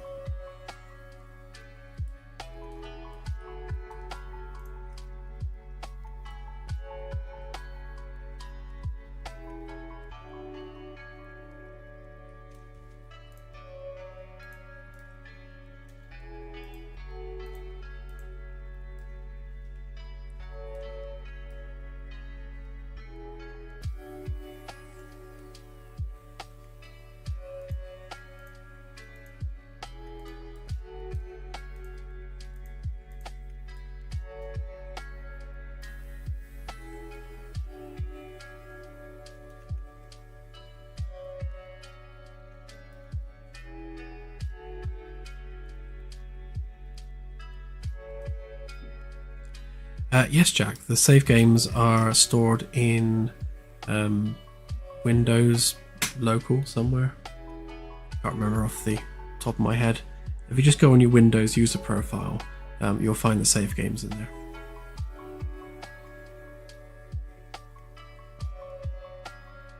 That's correct, Mark. Yes. So the Magellan class is an experimental vessel built and designed to test the viability of deep space exploration. So going out there on multi-year missions, many thousands of light years from Earth, is that a viable thing for the human race to be doing? And that's really the job of the Magellan class to answer. The follow-up ship, the Pathfinder class, which will be the ship featured in the first story campaign, that ship is the proper, 5-year mission, to use Star Trek terms. Going out there, meeting new alien races, and doing the big public mission. So yeah, the Magellan class is very much a test bed for that.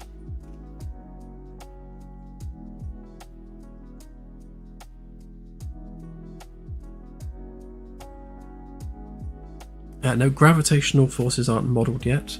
When they are, the first place you'll notice that is with black holes. So we want the efficiency and the effect of the FTL drive to scale with gravity wells. So I want to tune that so that FTL on maximum power and with the ship on full throttle can not quite escape a black hole if you're within a close distance to the event horizon. So if you stray too close to a black hole, you really are going to have to full throttle it out of there to be able to escape its pull.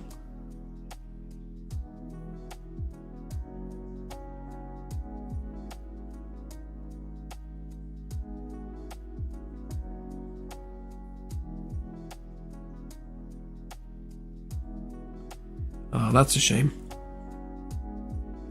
Sounds like we dodged a bullet.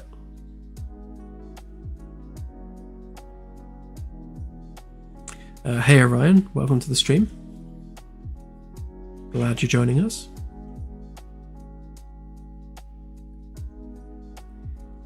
The Pathfinder class is probably going to be similar in size to the Magellan. Just sleeker, more well-equipped, and just generally better in every way.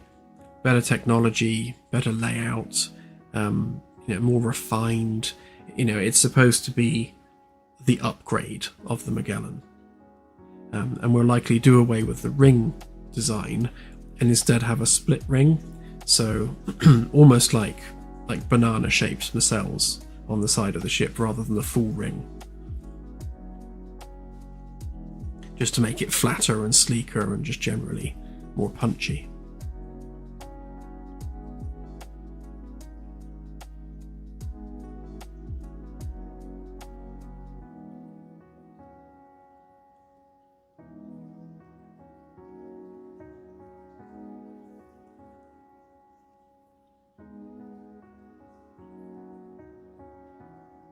Yeah, interesting point about light speed and gravity wells.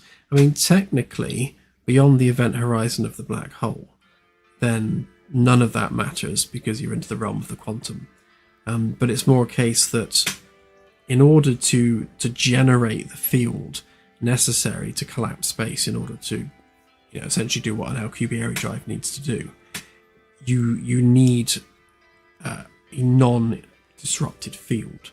So if you're trying to collapse space right next to a gravity well, which is already having an effect on local space, then it means that the FTL drive can't operate to its normal levels of efficiency.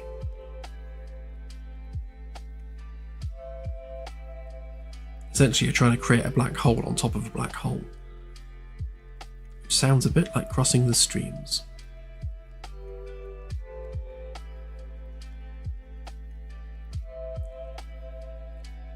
Yeah, all of the sublight engines, so the RCS and the sublight, are going to be ionic thrusters of some kind.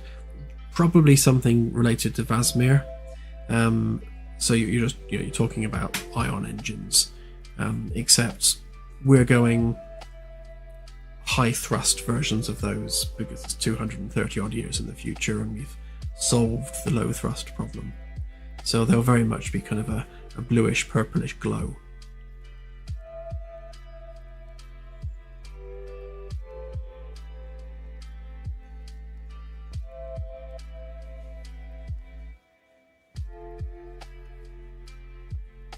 Well, we do have post-it notes. Sticking Tuesday on there could be quite funny.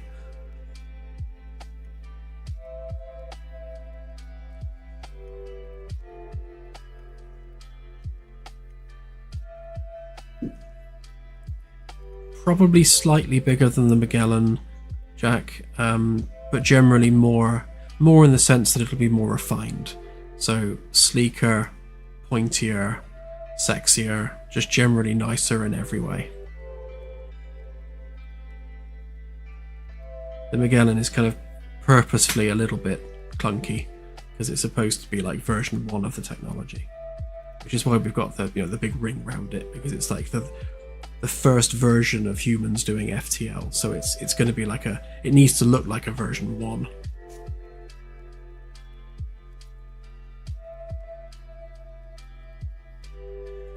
The beam pistol will not have a cutting function because it works a little bit like a mini lightning gun. Oops, I didn't want to do that. I've just realised that is a group and I would have edited all of them.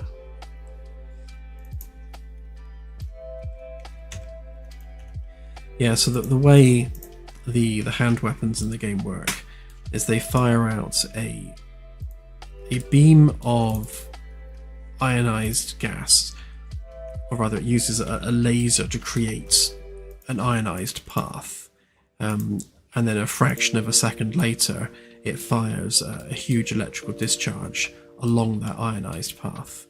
So it's essentially like a directed lightning beam. And of course you'll be able to tune just how much power you put into that discharge. But it's a single zap, it's not a prolonged beam.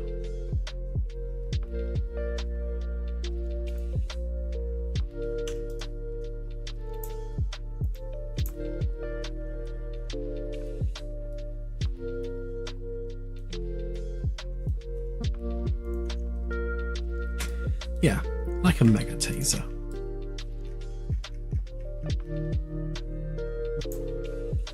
Visually, it will look like a blue beam weapon. It won't be, crackly like a lightning gun. It will actually be a proper beam weapon, but functionally, that's how it works.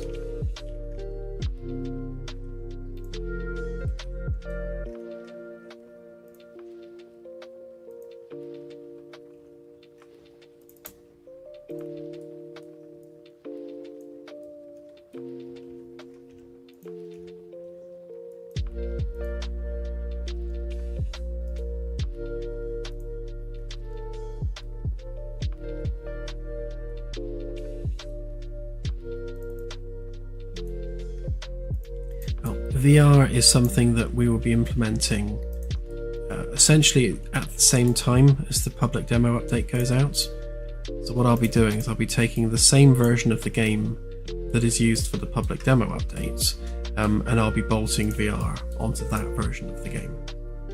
So once the public demo is released, I will be focusing 100% on the VR aspect, probably for a couple of weeks while we get it smoothed off. And then that will go out probably as a separate branch on the public demo, and then you can go and check out a very basic version of what VR is going to be like in the game. And that's going to be, at least for the test version, the ability to walk around with various different locomotion methods, pick up props, and press buttons using motion controllers.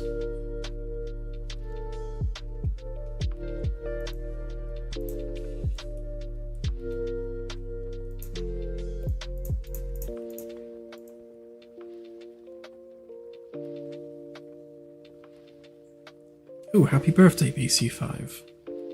Many happy returns. Hope you're having an awesome day.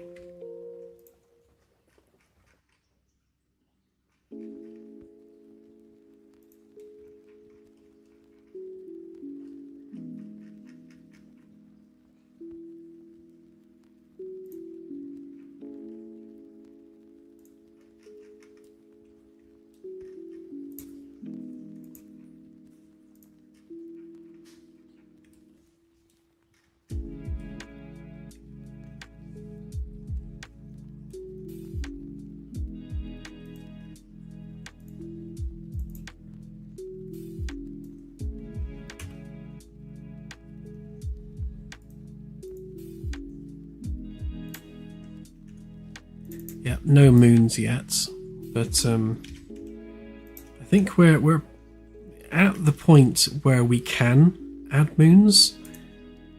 We've certainly got the logic there for dealing with additional orbital objects around a planet.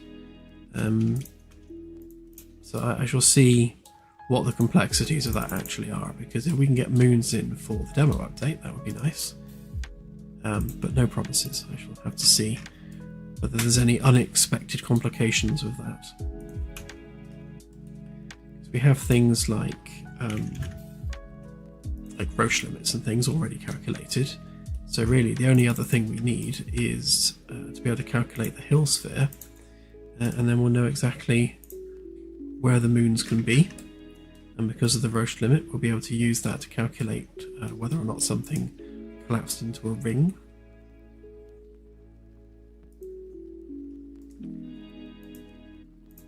Yeah, so we should be able to.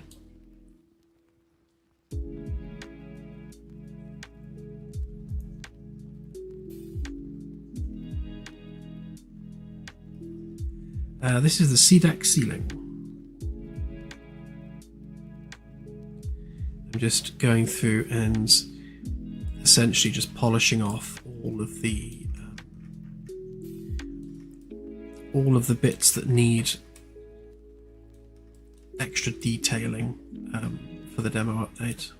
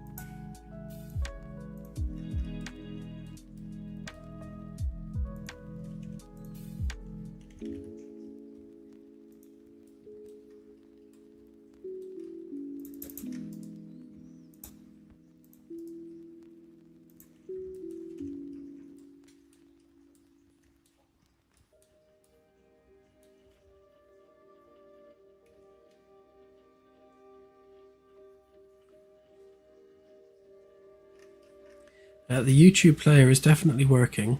Remember, you have to click the load URL button first, and then paste in the URL.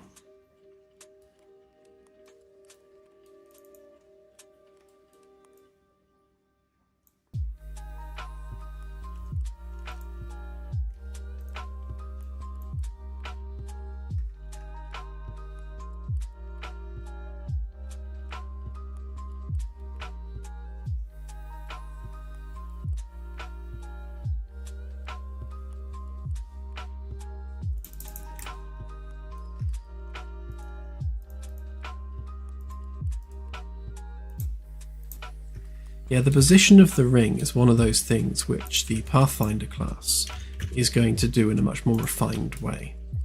So again, it's supposed to be awkward and clunky on the Magellan class because it's just a test ship. And at that point in the technology's development, the ring has to be dead center because of the way the field's generated. With the refined version, we're going to move the ring more aft and incorporate it probably into the engine structure itself.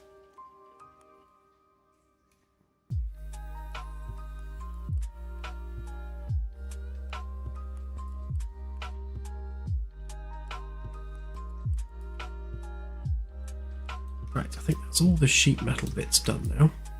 So just need to do the joining walls. Put in these bits as well.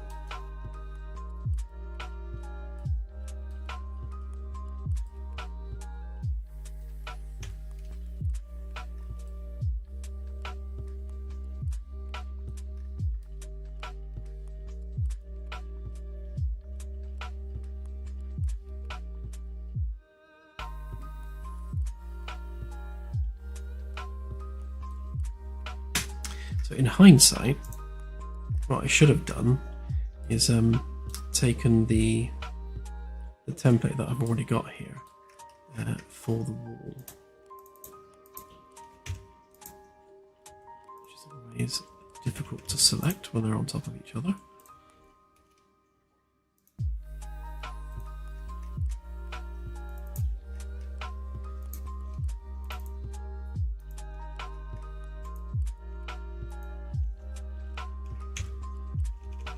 There we go.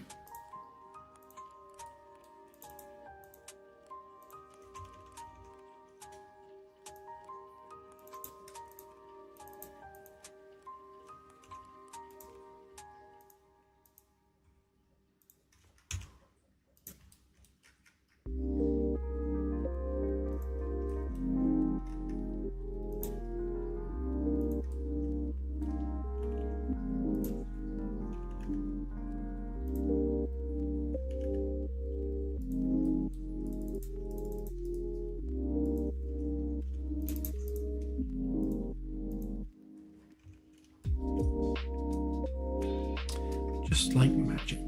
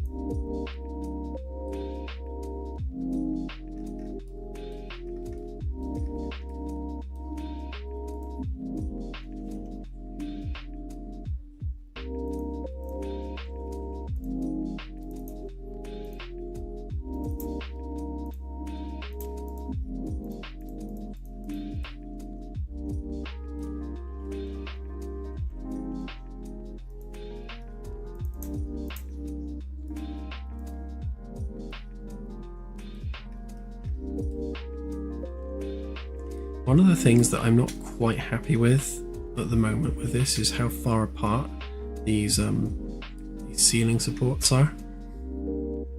I mean, it's not a terrible distance, but it does mean that the ceiling panel that's strung between them kind of has to be that size as well, which kind of takes it beyond human scale slightly, because that would have to be, say, from about there to there. It's 4 meters, so you need a 4 meter long lighting panel, which is huge. I'm going to split the wall panel up like this. I'm just wondering whether I can do something with the ceiling too. So save that for a future problem.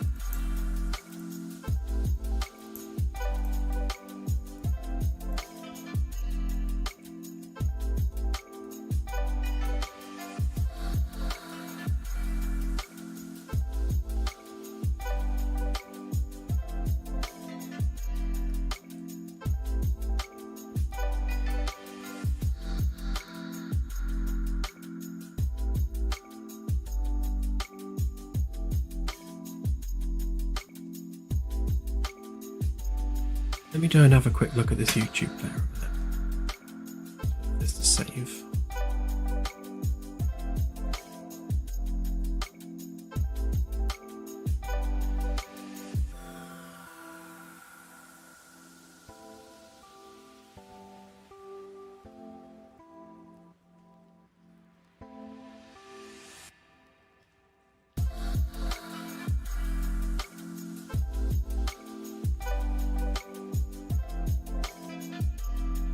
See you later, BC5. Sorry, I missed you leaving.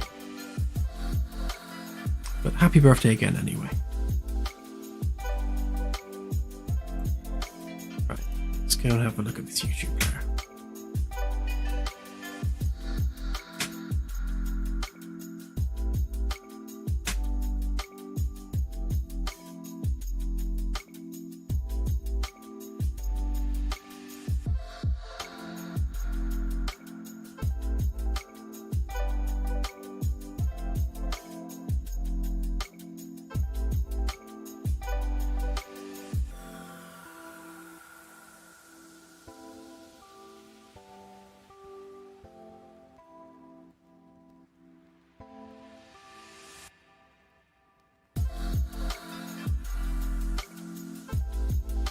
Well, I hope it's nothing like that. That would be particularly awkward.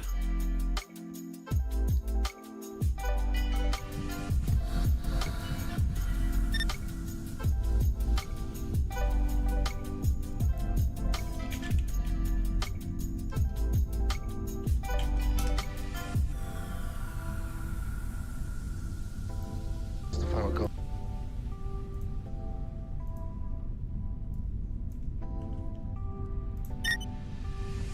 Right, so load URL, paste it in.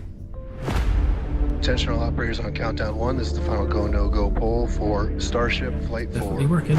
Stage 1. Go. Stage 2. Go. Levi 2. Go. Flight directors go for launch. I love the way the lighting just lights up everything from this. We have My liftoff. favorite thing about it. Vehicles reaching downrange. We shall stop that before we get a copyright strike. But yes, it definitely still works.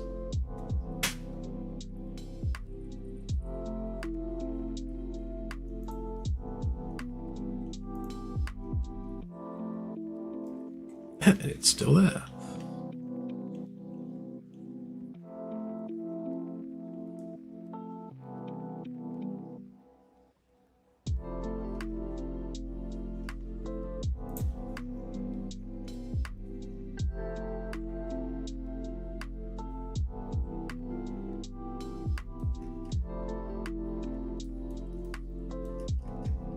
Yeah, it's going to be fun once we get the cinema implemented, because the cinema will have the same thing driving it, so you'll be able to literally have it like huge.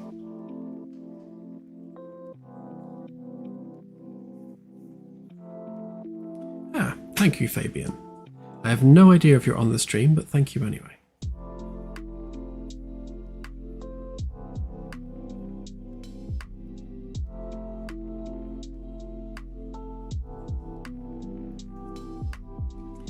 Delta, yes, that is in the plannings. I just need to re-import the meshes, because at the moment the table's part of the floor mesh, because I was lazy when I imported it. So I need to separate the table out to be an actual light, and have all the same code as the usual lighting, which means that the coloured strip can actually also respond to alert conditions as well.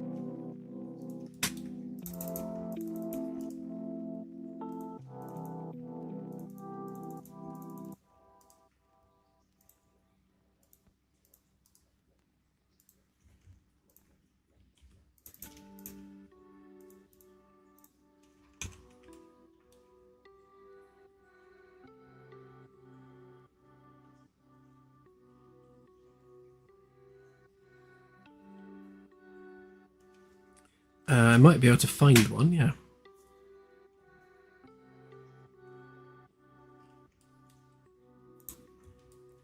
Yeah, I do have the cat assets. Once we've got the nav mesh sorted out, then I can have a crack at implementing that. I'll just stick the same code on it that we use for the chicken, so it will just randomly roam the ship.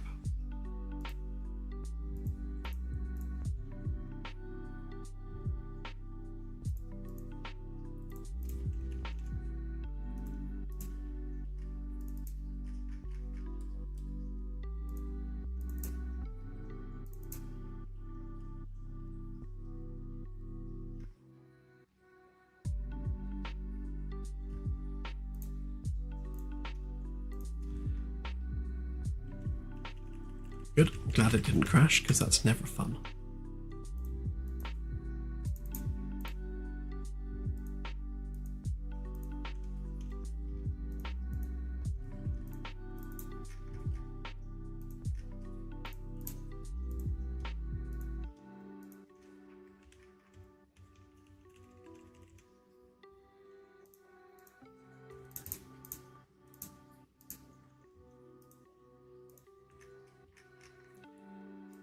Yeah, I think one of the fur options is actually a Ginger Tom, so we could have Jones.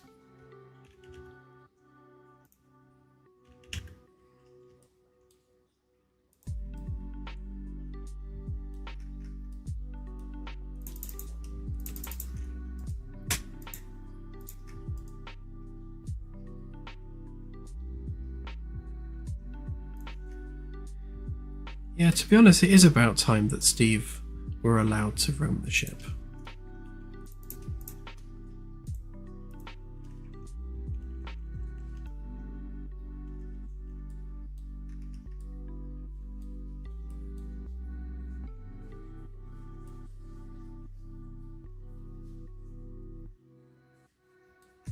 Oh, I've got the cross piece on that one.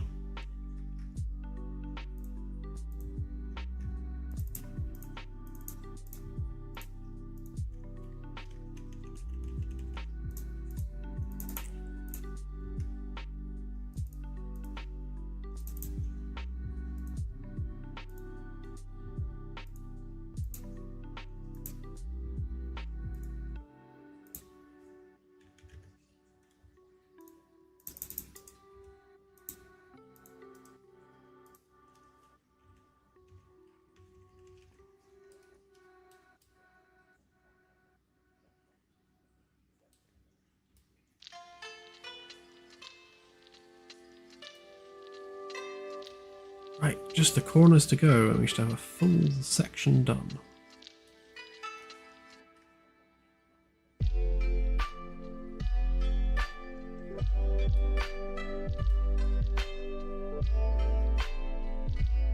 Yeah, I'm the same. I literally know he's there. I put him there, and yet every time he catches me by surprise.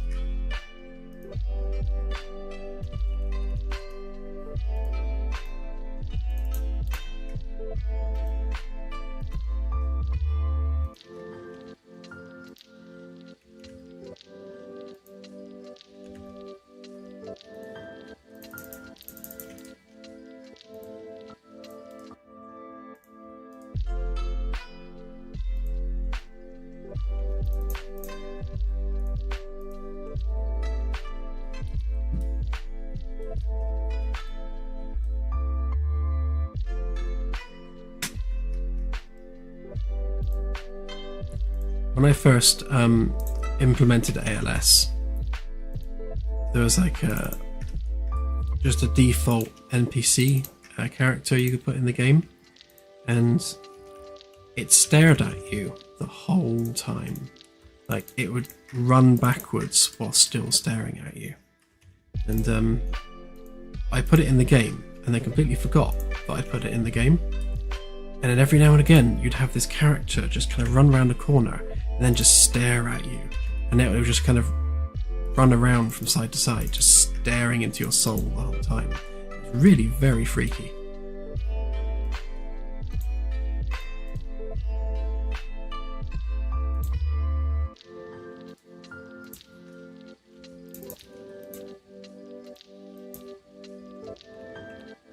Well, the funny thing is, when it was first there, I mean, I didn't realise that it was all hooked up to like the logic and the pathing and everything. And both myself and Claire were looking at this really creepy thing with white eyes staring at us, like Herobrine from Minecraft. And we were like, is it another player? It can't be another player. And its movements were so lifelike, it looked like another player. And like, it's like, we're not even in a multiplayer game, it can't be another player. Really freaky.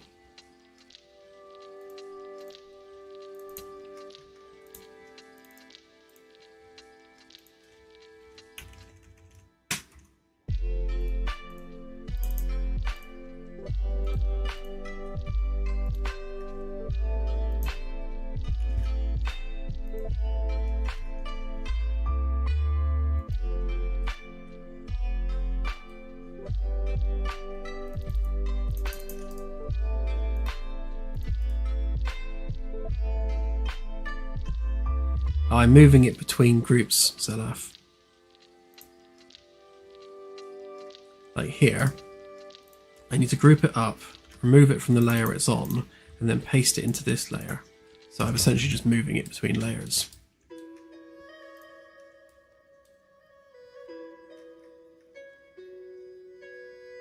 So I'll do the same here. So we take our template piece that we prepared earlier.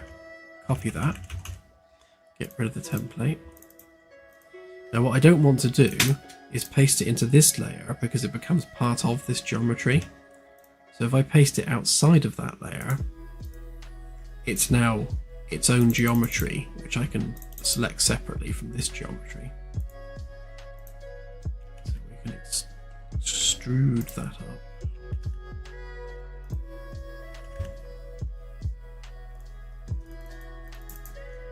Like when I triple click it, it's only selecting those objects because they're not in these groups.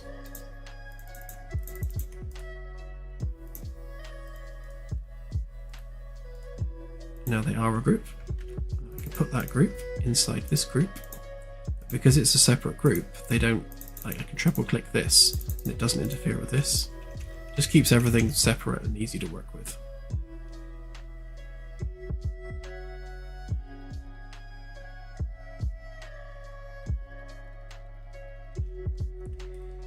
Yeah, running HVAC and things is going to be really easy for the simple reason that, let's say that we're running some HVAC through here right now. I'd make a hole for the HVAC like this, and you can see that that hole is now on all of those, and all of those, and all of these.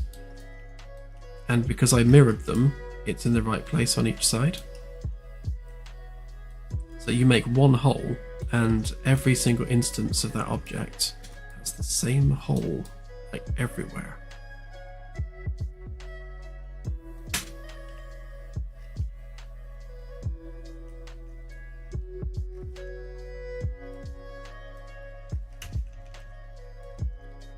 That will make life much, much easier.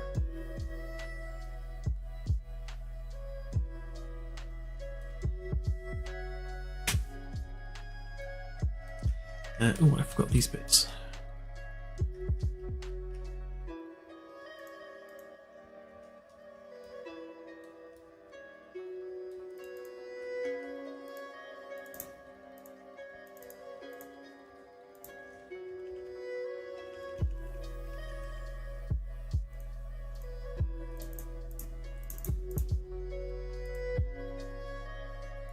Ooh, almost did exactly what I didn't want to do.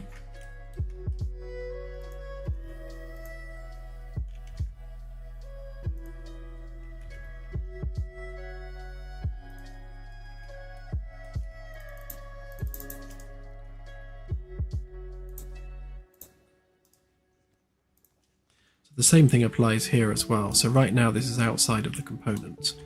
As soon as I put it inside this component, then all of them inherit that same piece of geometry, which is nice and slick.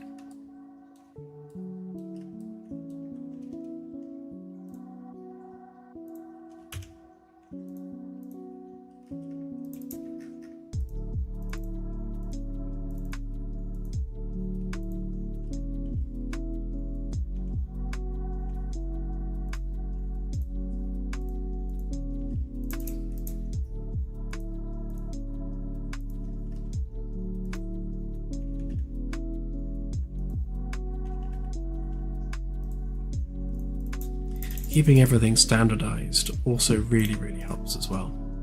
So having various aspects of the ship always have consistent size and scaling just makes the whole job a lot easier. Like all of these wall cavities are exactly the same diameter, just across the board. Oh, I didn't make that a component. See, that's the downside of not making something a component, is that I neglected to do that, which means I now have to go through the annoying task of moving that over there, copying it rather, flipping it along that axis should do it, and then rotating it by 90 degrees. That should have been the right way around to fit in there exactly. Yeah, there we go.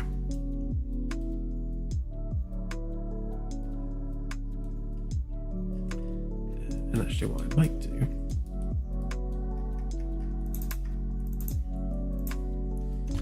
is if I copy this little piece here and I actually paste it inside this object, then magically, oh, did I not even make that a component? No. Right, okay, so let's do that again. But it means we can carry the orientation and position of that piece over to the other side, and then I can just remove it from the group and make sure it'll be exactly in the right place on this side. At least that's the plan. So flip it there, just rotate it arbitrarily by 90 degrees, stick it in position.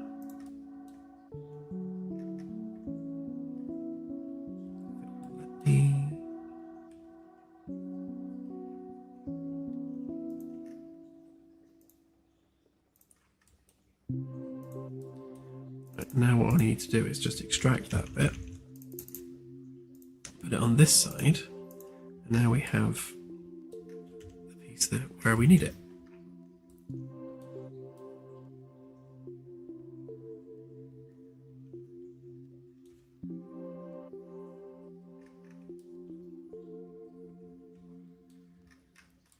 I suppose while we're here, we may as well give this one.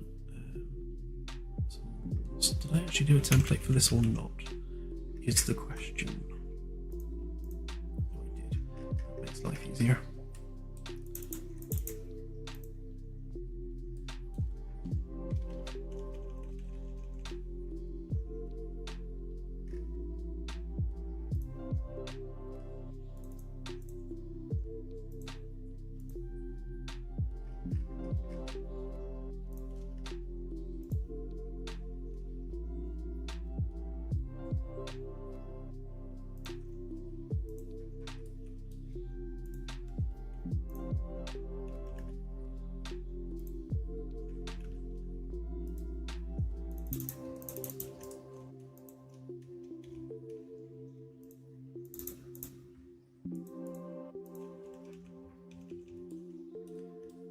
There we go, so that's our full ceiling structure. Now the insides of the rooms themselves, so obviously the rooms and the walls and things go on down here. In fact, if we grab this guy, whose name is Chris, pop him in there. So you can see with my Chris scale, yeah, the ceilings are quite tall. You can't really tell that they're that tall in game, but they are actually quite tall. And this is the ceiling cavity. So, like how we have essentially lightning holes cut through the steelwork there, we will need to do the same in here. So once I've worked out where the support beams are going to go, we'll do the same thing here as well. So we'll cut out those lightning holes in the ceiling, just like this, and again we'll stick to the same distances across the board just to keep everything consistent. and then the lighting fixtures will be inserted up into those holes. So the lighting fixtures can actually recess into this cavity that's here, and that gives us a little bit more scope for more interesting lighting fixtures with kind of multi-layers to them, rather than just having flat panels.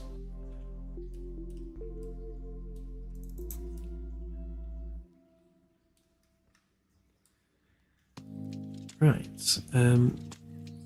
Oh, actually, yeah, there's one more thing I've forgotten,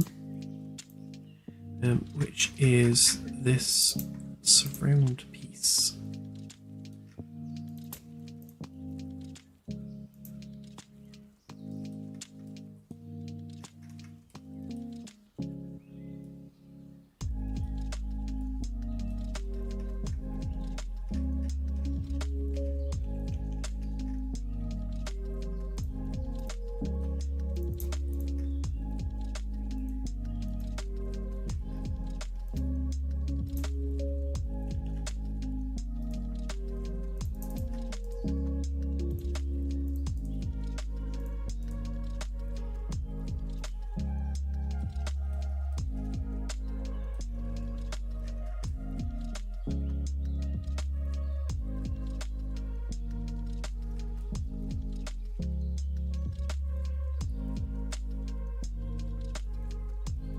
I'm not entirely convinced if I want the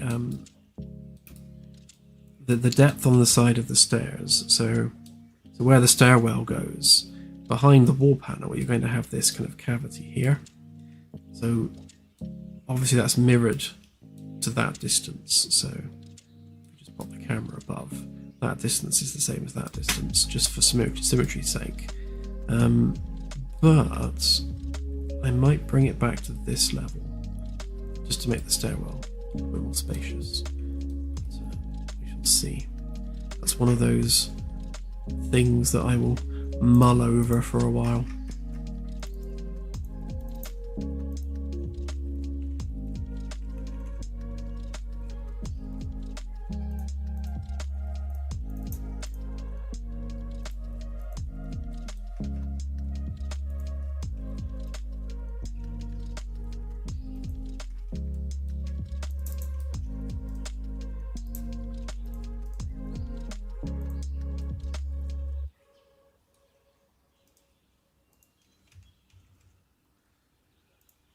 So as a complete section, it should now be done.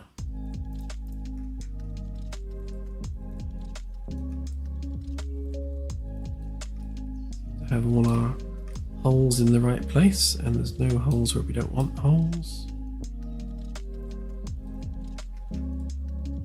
Brackets and things are where they should be. Yep, I reckon that's a completed piece.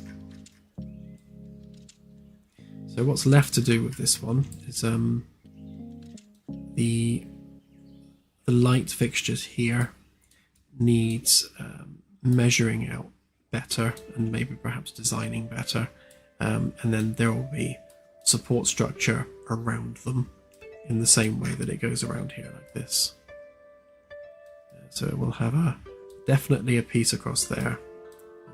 There, which I might have to do before.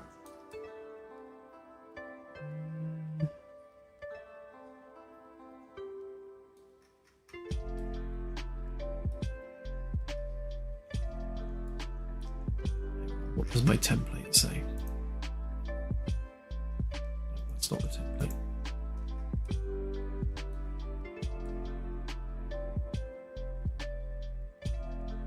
Yeah, so I guess we would do a support beam across there.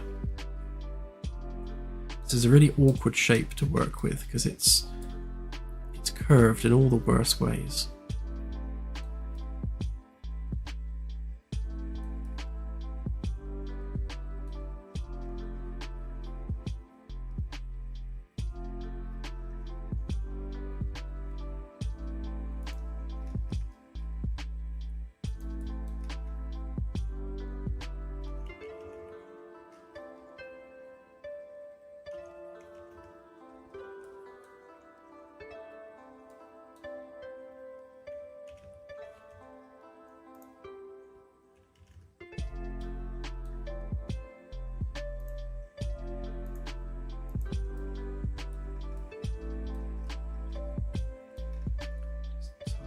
to there.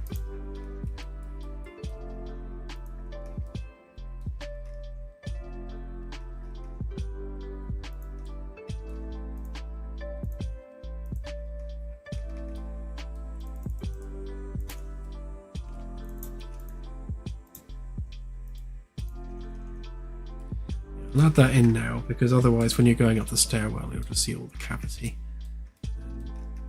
That's no fun.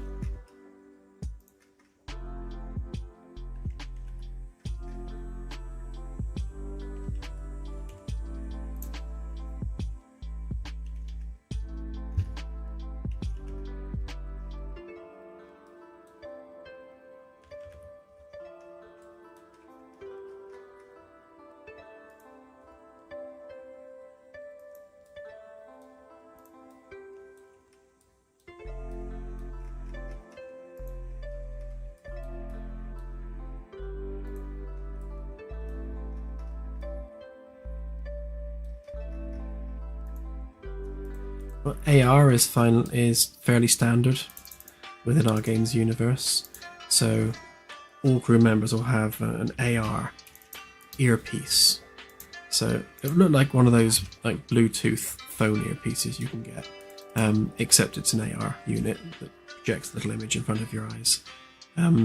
So for things like drawing a 3D path along the floor, we can hook into the AR interface to do that on a per crew member basis.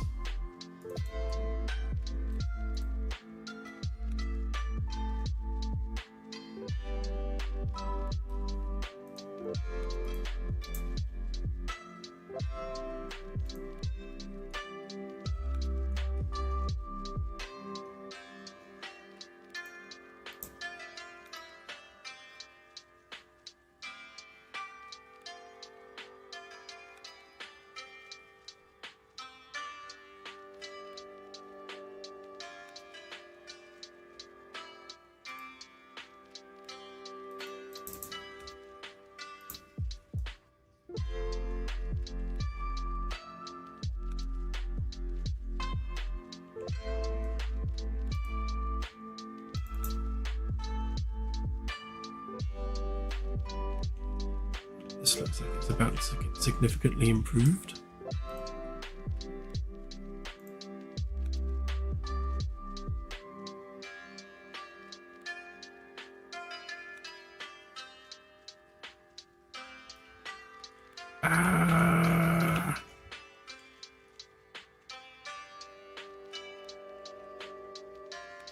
What's going on there?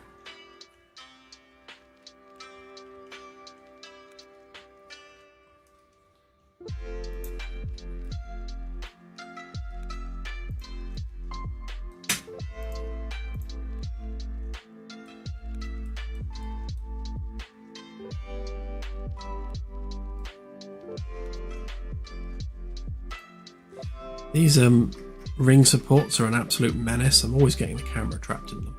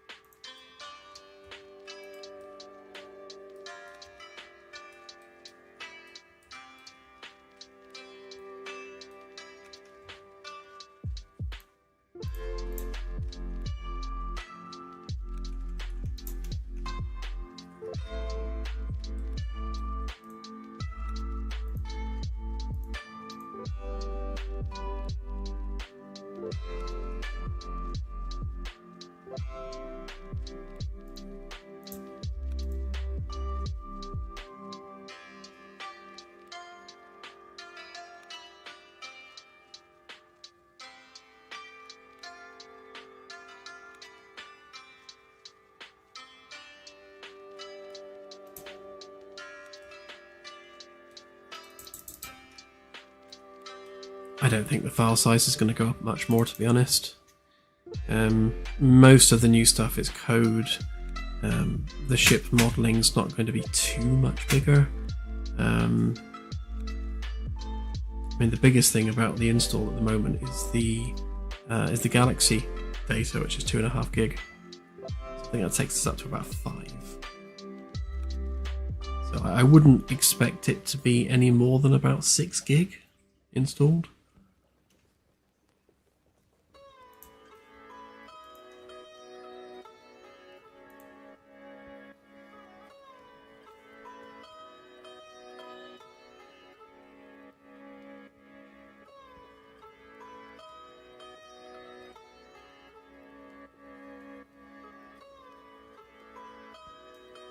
Sorry, Zelaf, I missed your question.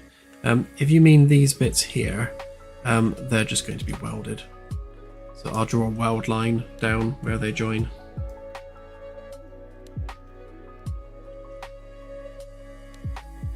Same with all these interfaces. Just stick a weld line up there.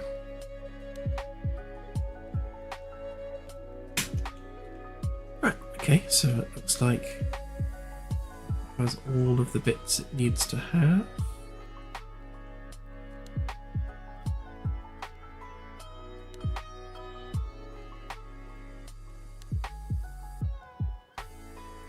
Looks like a big happy smiley face. Oh, I must remember to sort out the collisions because it never does that.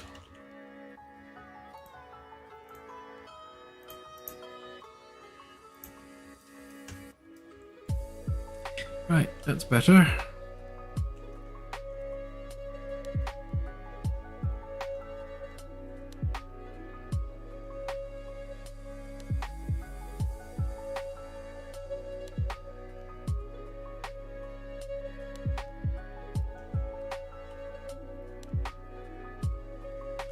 We're going to need a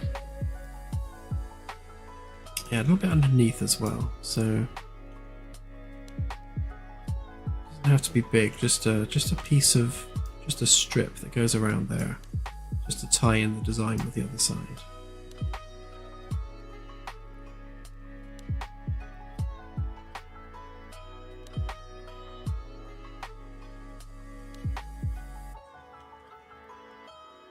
Yeah, definitely. Yay for welding robots.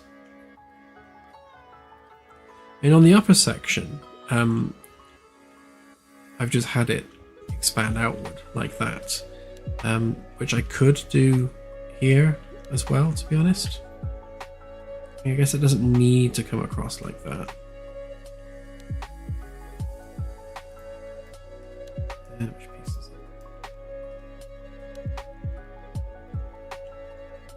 Yeah, so this piece here doesn't really necessarily need to be there. We can just have it come out and around. Maybe with a couple of joining pieces just to make it structurally sound.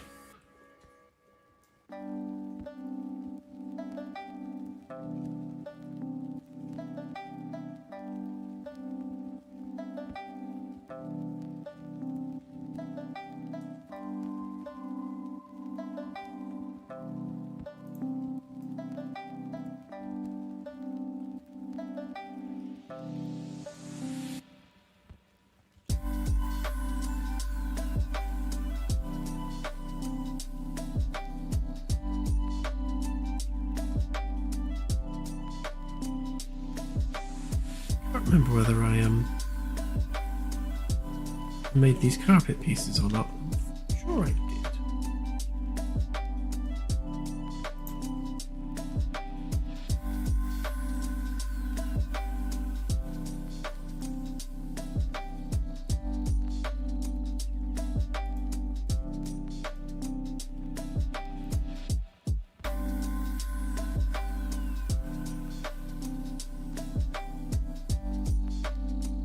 Yeah, some pieces there. Hang on, are we even in the right level? No, we're not. Hang on a minute. So we want Civic interior.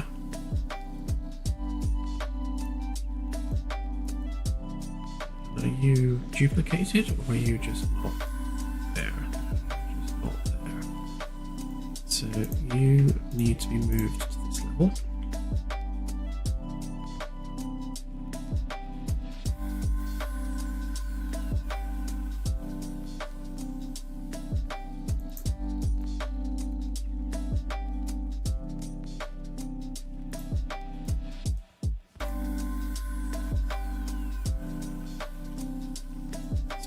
snapping still works. Great. Okay, which means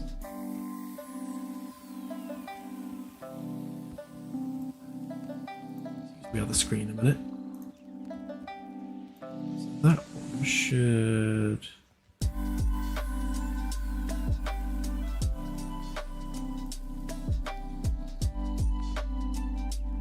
Oh, okay, it must be the B deck one.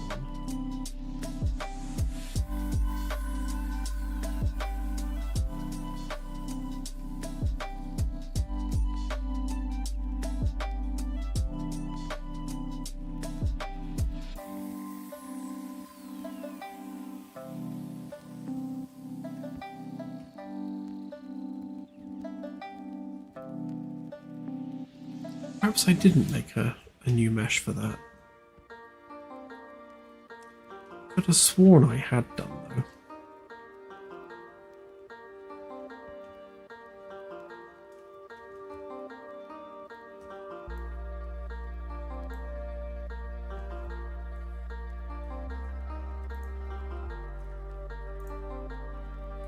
Let's have a look.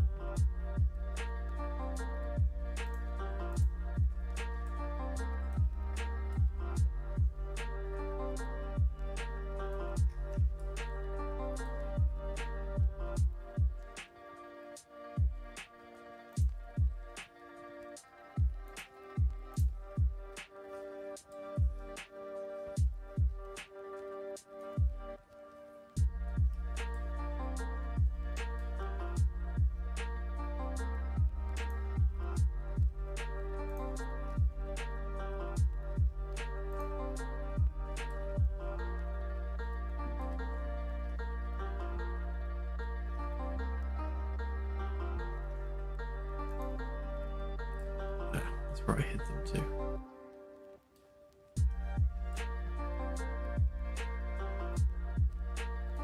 Okay, so it looks like I didn't actually make the floor piece for there, so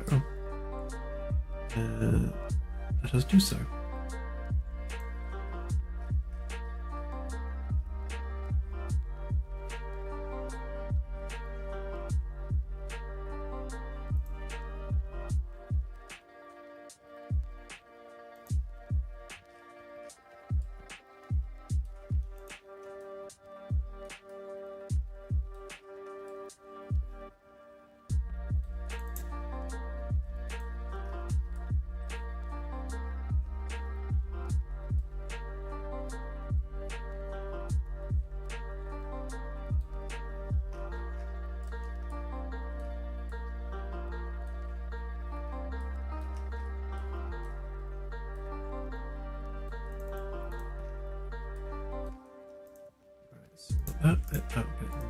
Yep.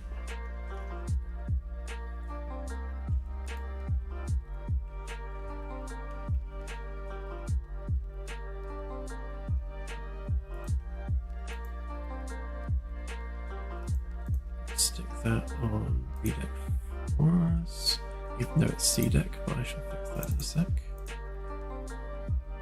So that one and that one.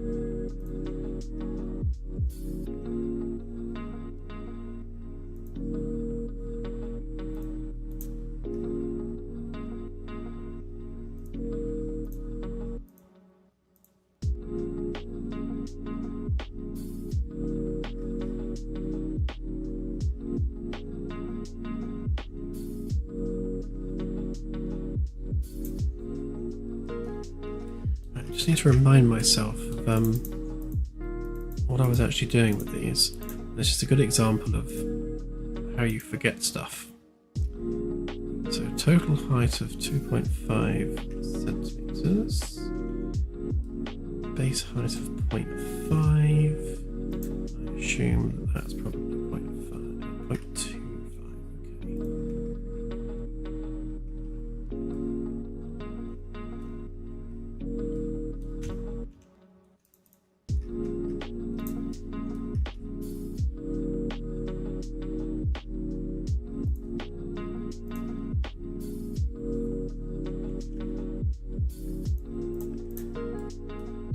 Take a copy of that.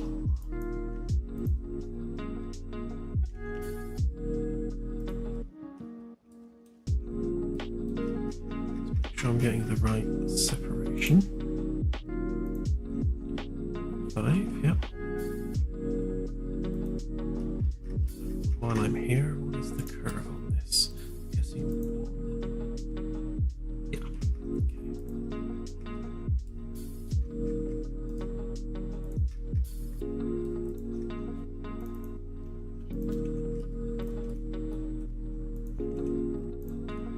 So you go 0.5 on there, get rid of the base,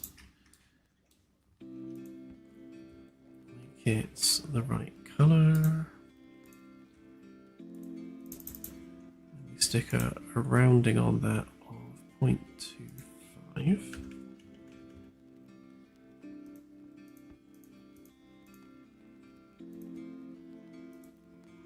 It's not happy with something. Oh, I see.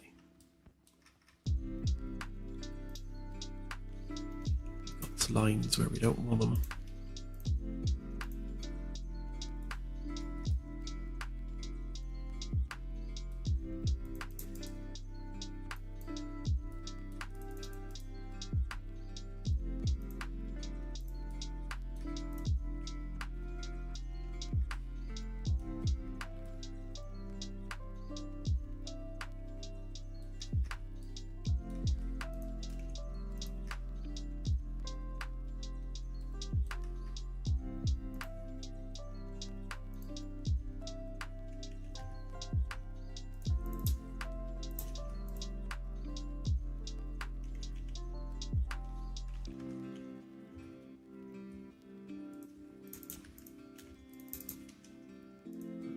Be able to round that off now.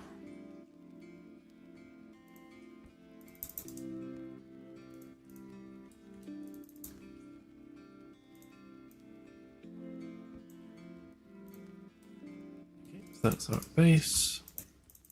And then this would be our actual carpet. Get rid of the bottom bit.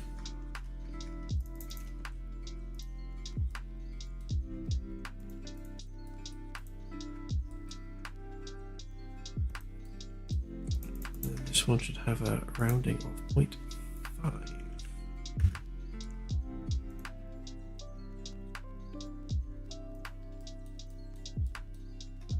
Actually, no, 1.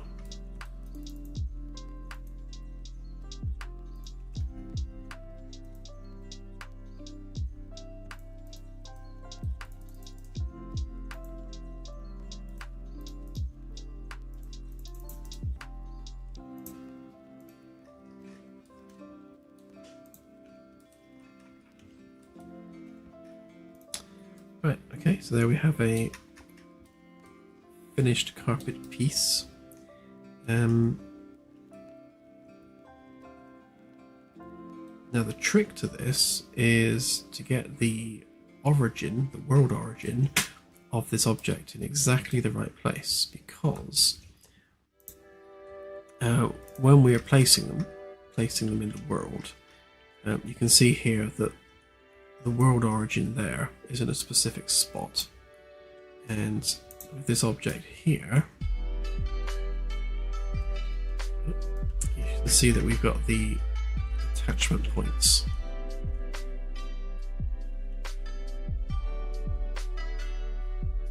So those attachment points are where these floor tiles snap down.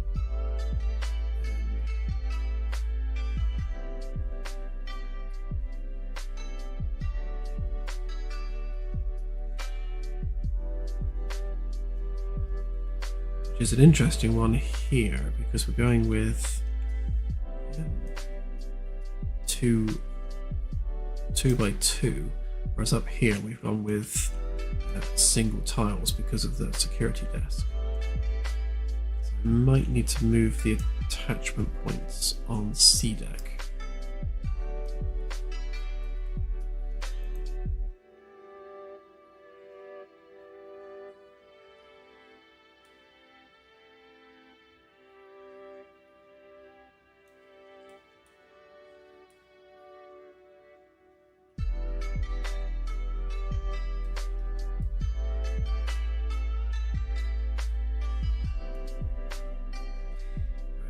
Well, I'll do this then. If I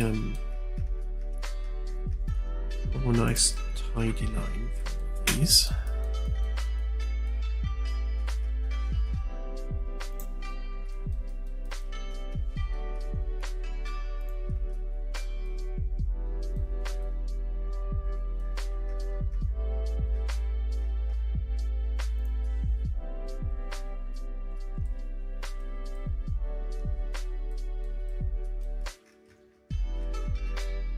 So what will be going on C deck will be some kind of a lounge, like sofa-y type thing. One sec, I need the template for this.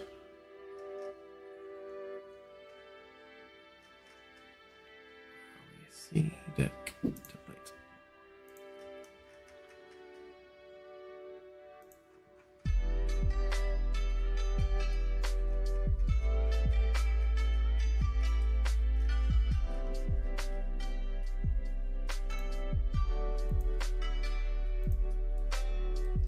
Yeah, so put it in the engine. So on C deck, B deck, sorry, there's going to be a security desk here, and I am going to have to push that forward slightly because it's a bit constricted on this side. So we'll move that forward a bit, and this will just be the main security desk, controlling access to all of the kind of VIP areas of the ship, VIP areas. However, on all the other decks, this is just going to be a big open space. So rather than having plain old writing on the wall, it would be nice to have like a planter or something, or like a water feature underneath the writing, just to make that stand out a little bit. And maybe just some seats with a coffee table.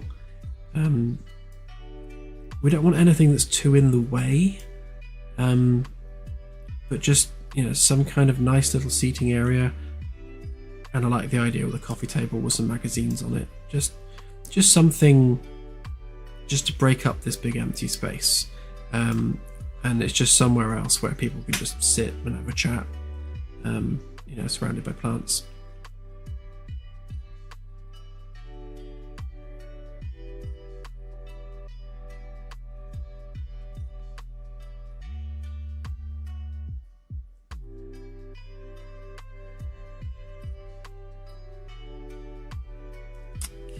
So, yeah, cat magazines, that's what we want.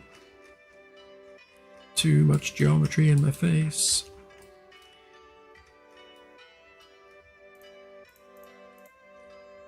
Let's ungroup these a second, get rid of...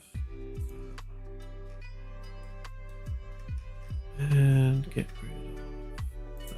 Maybe keep that one. Get rid of... Get the camera stuck in stuff. If I make the tag points here,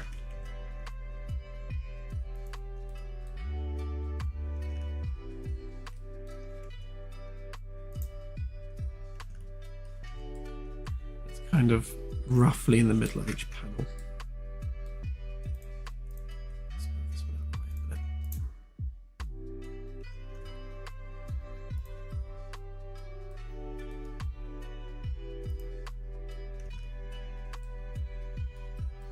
Okay, and then, as is always the case, we need to some angles. Just gonna draw myself a little marker so I know what height I'm at. That's what all these little things are here, by the way. It's where I've drawn markers for myself.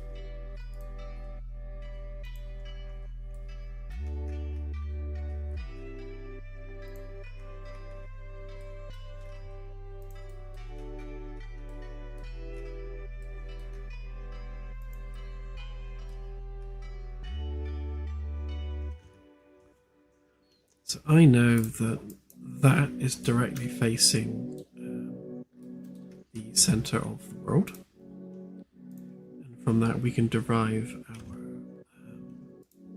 angle for the panel. And because we are drawing an axis, we need to move that over 90 degrees.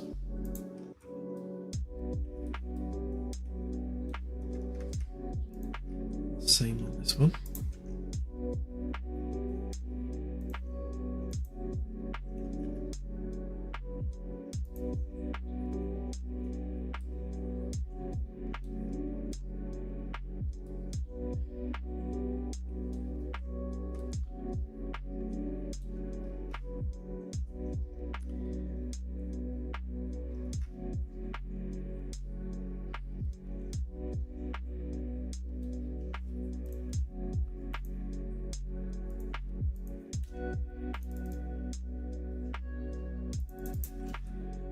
That needs to be the right height.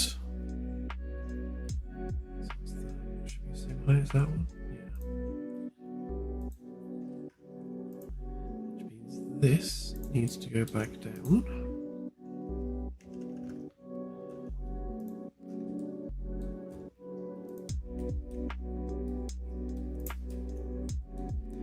So if we take that and that, put them in a group.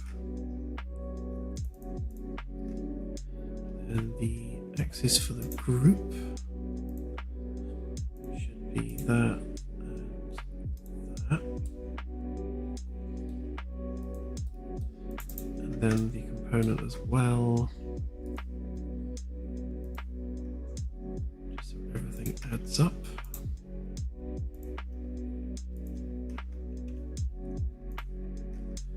Right, so now that I've done that, that object now has a world origin there when I export it. So if I now export it from inside its group, so it inherits that as a world origin. And we need to put that in wherever I put the floors.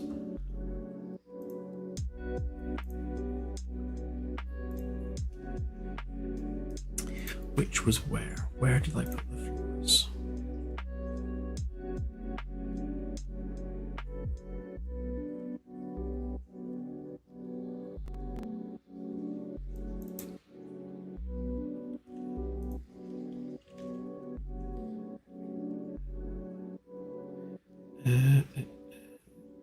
Okay, just in the usual place.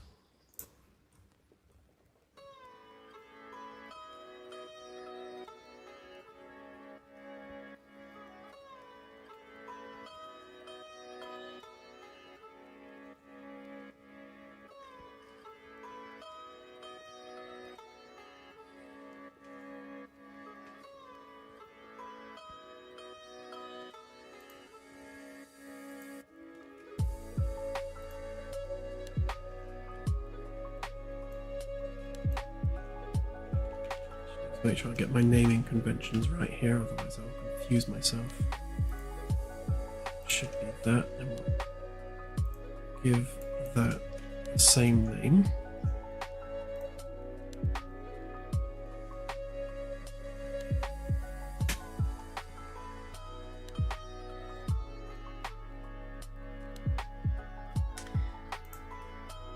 Okay.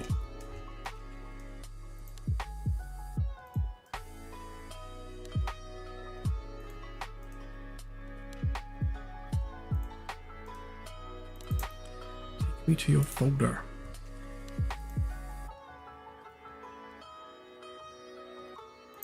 So we want that one, that one, that one, that one.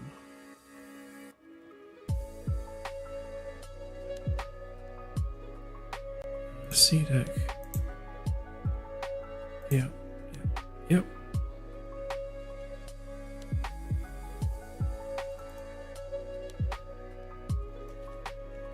Okay.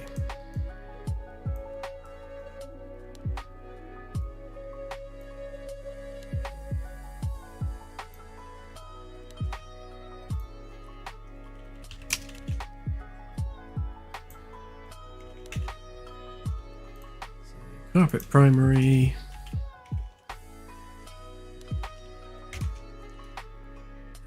Corridor rubber.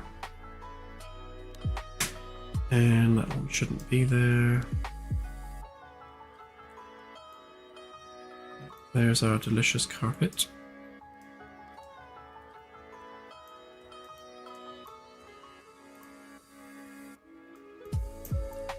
Then we'll give this one simple collisions. So we'll do box collision because it's just a bit of floor and that'll work nicely.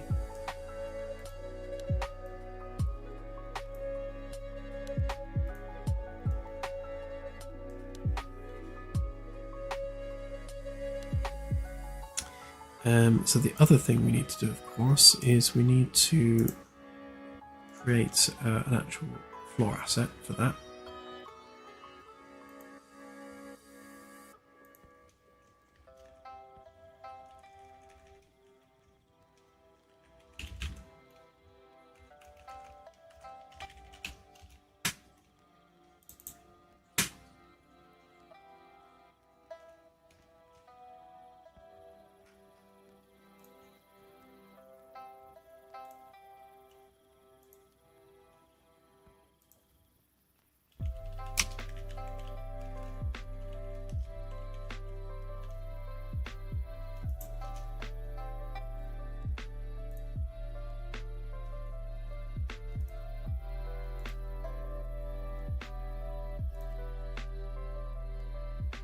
And we are visible from B deck, C deck, and D deck.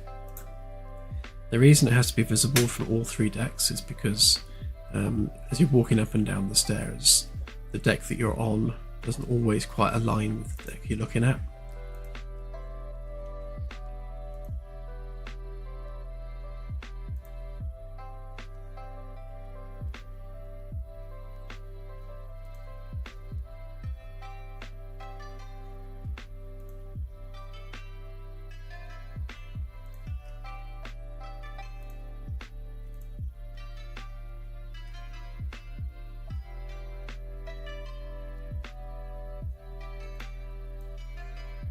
Okay, so there's our flooring piece in all its glory.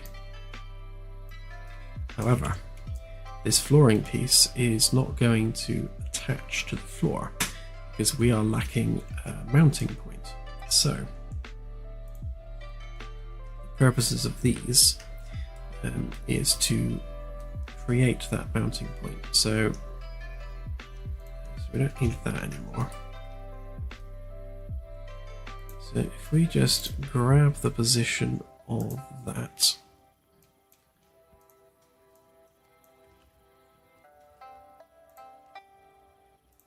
go to here, go to there.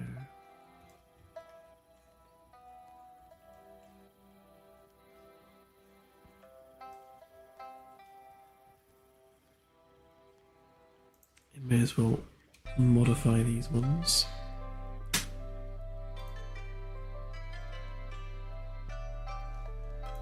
So, there.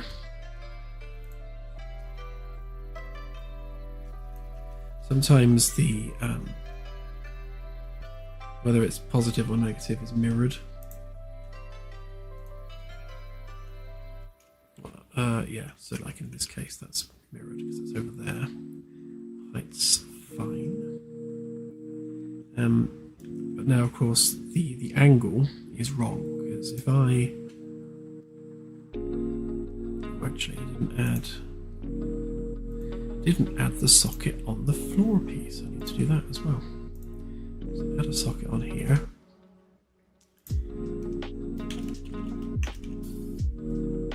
Let's call it floor and make sure it's all pointing in the right direction.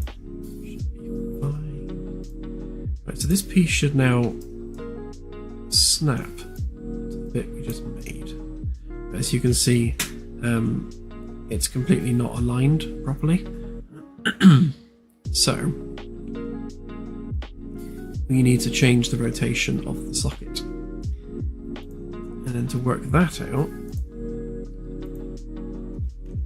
all we do is we take a straight line, we fight the camera, measure the difference in angle, which is 3.266.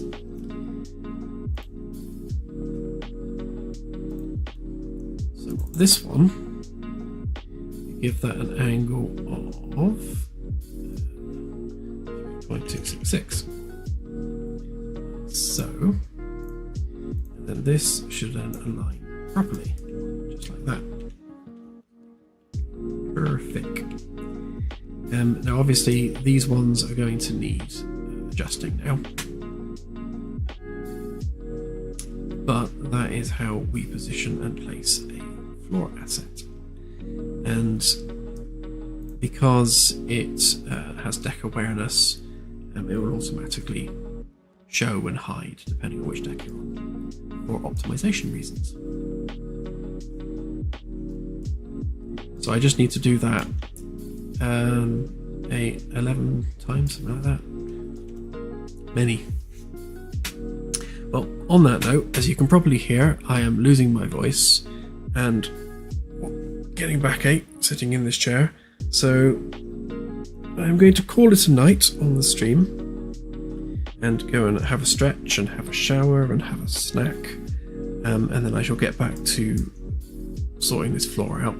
And then I'll put out a new build with fixed ceilings here and a fixed floor there. Okay, so thank you once again, everyone, for joining me on a long-ass 3.5 hour stream, practically. I shall be doing another long-ass stream on Sunday. Not quite sure what I'll be doing on Sunday.